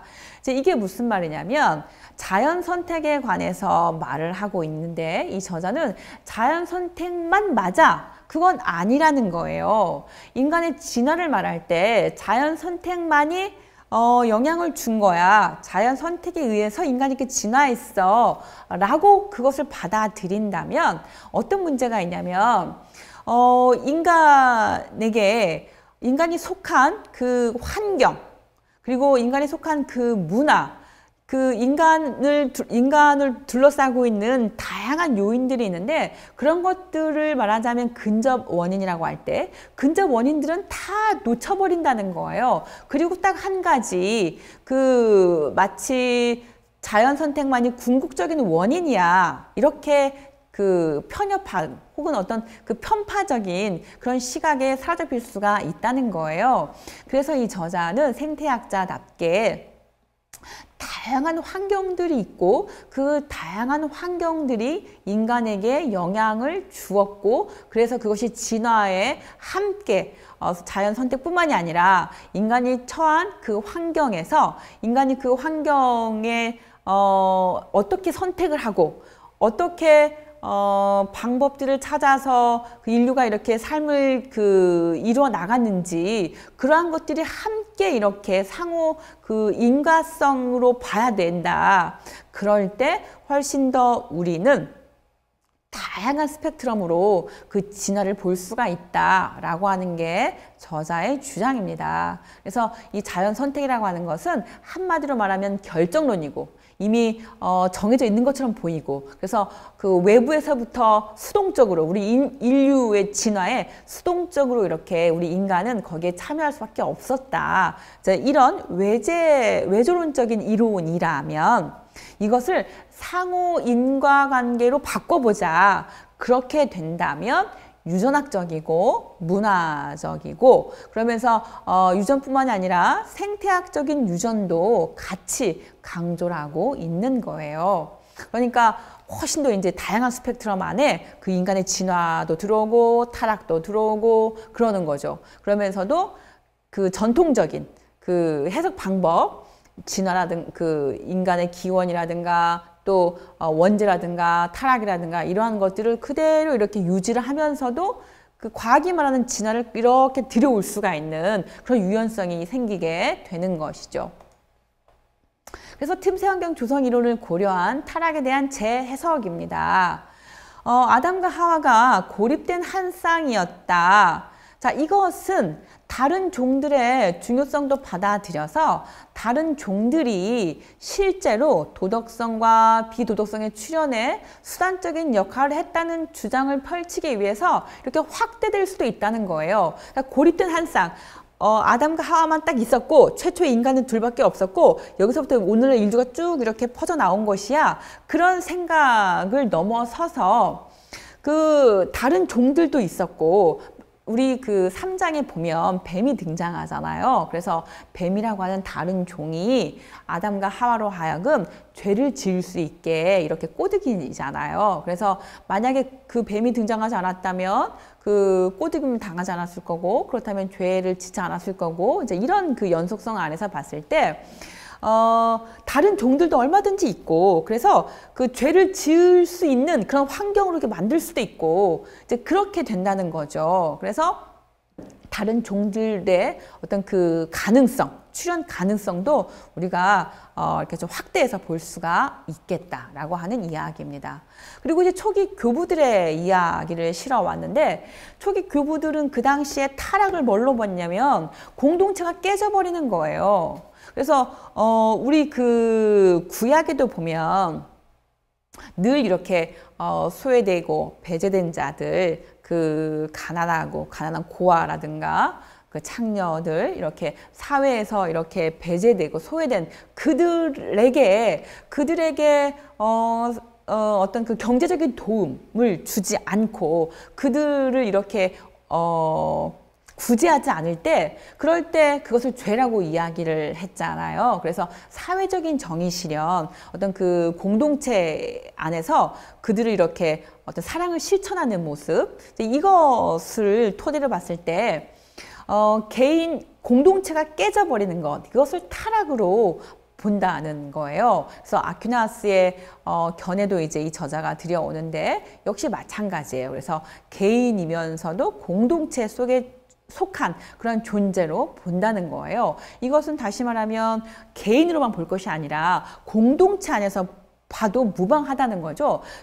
그 10,000명 이상의 공동체 안에서 이 전체를 하나의 조상으로 볼 수도 있고, 그러면서도 그 안에 들어있는 아담과 하와를 딱 집어서 인류의 조상으로 볼 수도 있고, 얼마든지 유연한 그런 견해를 가질 수가 있습니다. 그래서 원죄라고 하는 것은 또 사람과 사람 사이에, 그리고 사람과 다른 그 피조물 사이에 어떤 그 관계성이 깨져버리는 거. 그러면서 공동체하고도, 나와 공동체하고도 어떤 관계가 깨지고, 나와 다른 피조물과의 관계도 깨지고, 또 나와 하나님과의 관계가 깨져버리는 거, 관계 단절, 이것을 원죄라고 보고 있습니다. 자, 드디어 이제 3장으로 들어갈게요. 20분 남짓하고 있는데 제가 가능하면 시간을 오버하지 않고 정확히 한번 맞춰보도록 하겠습니다. 자, 3장에서는 그 철학자의 그 목소리를 들려줄 거예요. 그래서 타락의 기반을 두고 있는 것이 무엇이냐? 기원과 역사적인 타락, 그 두 개에서 여기서 이제 우리가 갈등을 겪고 있단 말이죠. 우리가 그 진화를 받아들이게 되면 도대체 이 타락에 대한 문제를 어떻게 해결할 것이냐? 타락이 없으면 원이라고 하는 것도 있을 필요가 없는 거죠. 그러면 당연히 어떤 그 죄의 시점, 어떤 시간성과 혹은 역사성, 또 타락의 시간성과 역사성도 말하기가 좀 어려워지는 거예요. 그리고 또 구속에 대한 이야기도 어렵게 되죠. 자, 그래서 이 저자는 어떻게 주장을 하느냐면 기원과 역사적인 타락에 관한 그 쟁점은 결국은 신학적인 상상력이 부족한 것이 원인이다. 얼마든지 그 우리에게는 신학적인 상상력이 있고 그 상상력의 토대는 그동안에 우리가 그 기독교 전통 안에서 예배라든가 기도라든가 찬양의 모습, 그 수많은 모습들 안에서 우리는 이미 충분히 그런 토양이 갖춰져 있는데도 불구하고 우리 그런 신학적 상상력을 발휘하지 못하는 데서 그런 어떤 그 갈등을 겪고 있는 거다.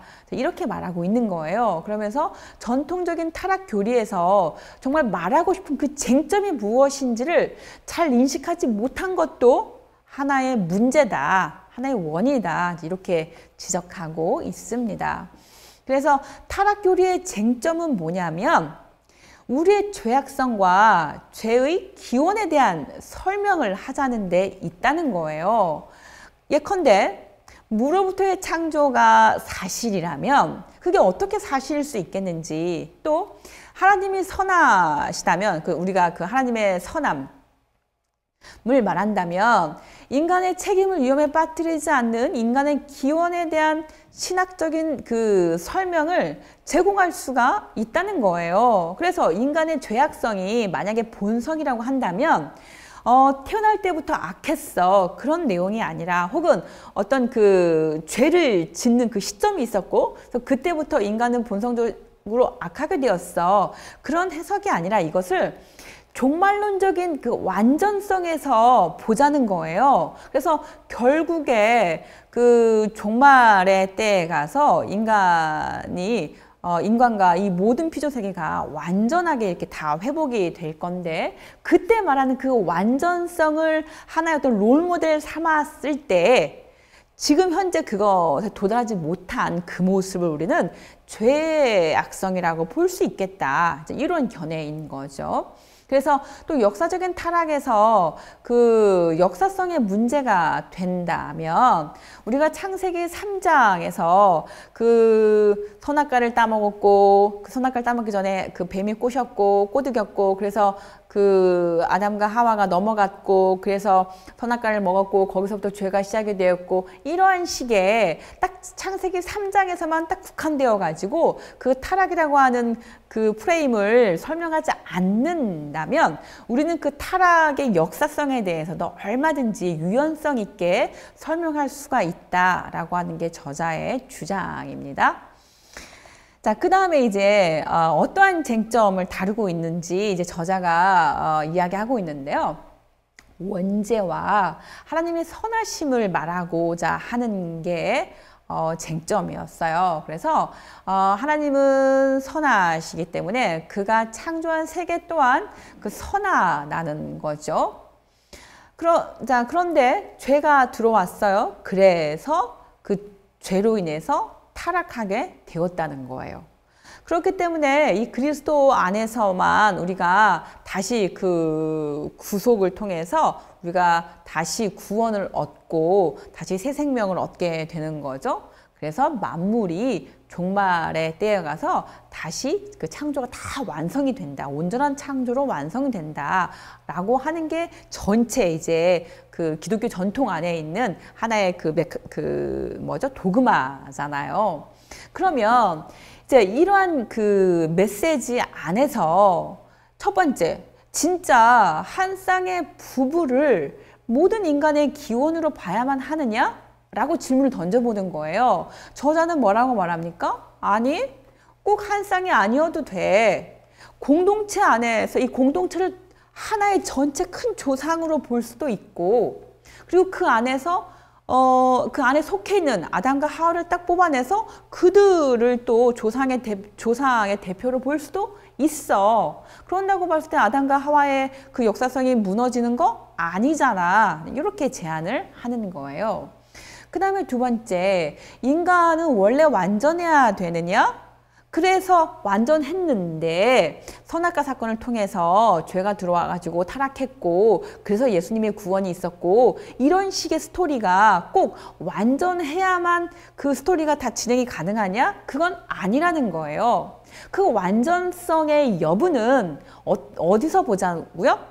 종말론적인 그 완성에서 바라보자는 거예요. 그럼 우리가 아직 종말의 때가 아니잖아요. 그러니까 다 완성되지 않았고 완성되지 않았다는 의미에서 원래 완전해야 되는가? 그 의미를 그 죄성을 다시 한번 바라보자는 거죠. 그러면 얼마든지 해석 가능하겠죠. 그 다음에 또 타락은 시간적인 역사적인 사건이야만 하느냐? 반드시 이것이 어떤 한 시점이 있어가지고 그 시점으로부터 이렇게 출발해야 되느냐라고 질문을 던지는 거예요. 여기에 대해서 저자는 반드시 어느 시간상으로 한 지점이 딱 있었고 그 지점부터 이렇게 그때부터가 죄의 시작이고 타락의 시작이고 그때부터 이렇게 왔었던 거야. 그렇게 보지 않아도 우리는 얼마든지 원죄라든가 또 선한 창조라든가 또 타락이라든가 그런 그 이야기를 우리는 할 수가 있다는 거예요. 자, 그래서 제가 이 마지막 쟁점은 제가 만든 자료를 가지고 한번 이야기해 드려 볼게요. 원래 완전해야 되는가에서 이 저자는 뭐라고 말하냐면 완전함은 그리스도의 은혜를 고려한 종말론적인 실제일 뿐이다. 따라서 타락과 원죄에 관한 역사적 가르침은 원래 선한 인간이 지닌 특정한 한계를 이미 인식하고 있었다. 인간의 본래적인 선함에 대한 역사적 이해를 긍정하는 것이 곧 인간의 본래적인 완전함을 긍정하는 것과 같지는 않다. 이렇게 설명하면서 그 완전성에 대한 이해를 종말론적인 이해로 보면 좋겠다라고 말하고 있어요. 그 다음에 또 저자는 이제 신중한 제안을 하는데요. 이 마지막 페이지는 여러분께서 한번 직접 읽어보시면 좋을 것 같아요. 그래서 과학이 말하는 그 진화와 성경이 말하고 있는 그 인간의 그 창조에 관한 이야기를 적절하게 조합해서 이 저자만의 새로운 시각으로 재해석해 놓고 있거든요. 그래서 제가 이제 읽어볼게요. 결론. 우리가 진화론적이고 유전적인 증거를 진작에 받아들이려면 우리는 타락의 교리를 수정하고 다시 진술해야 되는가? 아니면 진화에 축적되는 증거를 존중하는 동시에 타락과 원죄에 대한 전통적인 이해도 진작에 받아들이는 모델을 상상할 수는 없을까? 타락은 여전히 역사적이고 시간적이며 사건적이다. 이렇게 말하고 있어요. 그러니까 저자는 이 타락이라든가 죄에 대해서 분명히 시간적으로 타락한 그 시간들이 있었고 그런 역사성이 있는데 그것을 꼭 이렇게 어느 한 시점으로 딱 몰아서 이때부터야 라고 할 필요는 없다는 거예요. 그래서 이제 이렇게 해서 제가 이제 3장까지 마무리를 지었는데요. 제가 1장, 2장, 3장을 이제 아우러서 이제 한마디로 그럼 저자가 일부에서 말하고 싶은 게 뭐냐? 문제 설정이에요. 어떤 문제냐? 과학이 말하고 있는 진화와 또 성경에서 말하고 있는 창조의 이야기를 우리가 양쪽을 다 이렇게 들었을 때 우리는 이중압력을 받고 있다는 거죠. 이것을 믿자니 이건 버려야 될 것 같고 이걸 따르자니 또 이건 버려야 될 것 같고 지금 이 굉장히 어려운 상황에 있는데 그 상황에서 도대체 진화를 받아들인다고 치자. 진화는 과학적인 사실이다. 그럼 받아들여야 한다. 그러면 받아들인다고 할 때 무엇이 문제가 되느냐 이제 하나하나 조목조목 따져보는 거예요.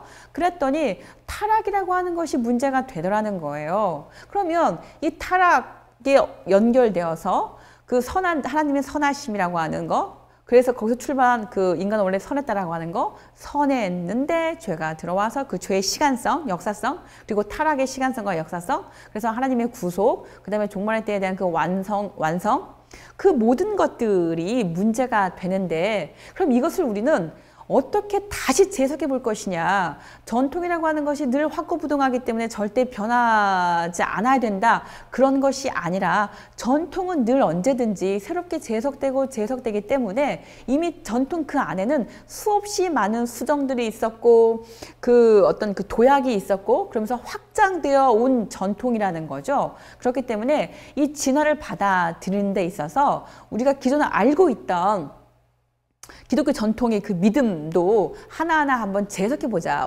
죄를 어떻게 볼 것이냐, 타락을 어떻게 볼 것이냐, 원죄를 어떻게 볼 것이냐, 아담과 하와의 그 둘만의 그 조상, 인류의 조상을 어떻게 볼 것이냐 한번 재석해보자 라고 하는 거고, 또 이쪽에서는 그럼 과학이 말하고 있는 그 진화라고 하는 것이 지금 어디까지 와 있으며 어느 정도까지의 그 진실을 담보하고 있느냐, 또 그것은 얼마든지 변화 가능성이 있다. 자, 그러니 우리는 둘 다 이건 맞고 이건 틀려, 둘 중 하나만 택해야 돼, 그거 하지 말고 칼케돈적인 기회로 잡자. 즉 두 개 다 받아들이면서 잘 조화를 이룰 수 있도록 우리가 상상력을 발휘해 보자. 이것이 3장까지의 주장이었습니다. 그래서 나머지 이제 10장에 걸쳐서 계속해서 이제 그 상상력을 발휘할 수 있는 그러한 그 자료들을 계속 이제 이렇게 전해 줄 거예요. 그래서 다음번에는 제가 진도를 말씀을 드리자면, 다음번에는 저희가 이게 총 4부로 되어 있잖아요. 그래서 내용이 좀 버겁긴 한데 목차를 보시면 제가 2부를 다루려고 해요. 2부가 4장, 5장, 6장까지 있거든요. 그래서 여러분께서 미리 한번 이렇게 읽어 보시면 훨씬 더 이해가 쉬울 거고, 그 다음에 난 좀 바빠서 못 읽어 라고 한다면 그 서론이 있어요. 서론에 보시면 그 각 장마다 저자들이 어떤 내용을 말하고 싶은지가 이렇게 서머리가 되어 있거든요. 그래서 그 부분만이라도 숙지를 하시고 참여하시면 도움이 될 것 같습니다. 그래서 다음 주에는 2부로 찾아뵙도록 하겠습니다. 여러분 수고 많이 하셨습니다. 감사합니다.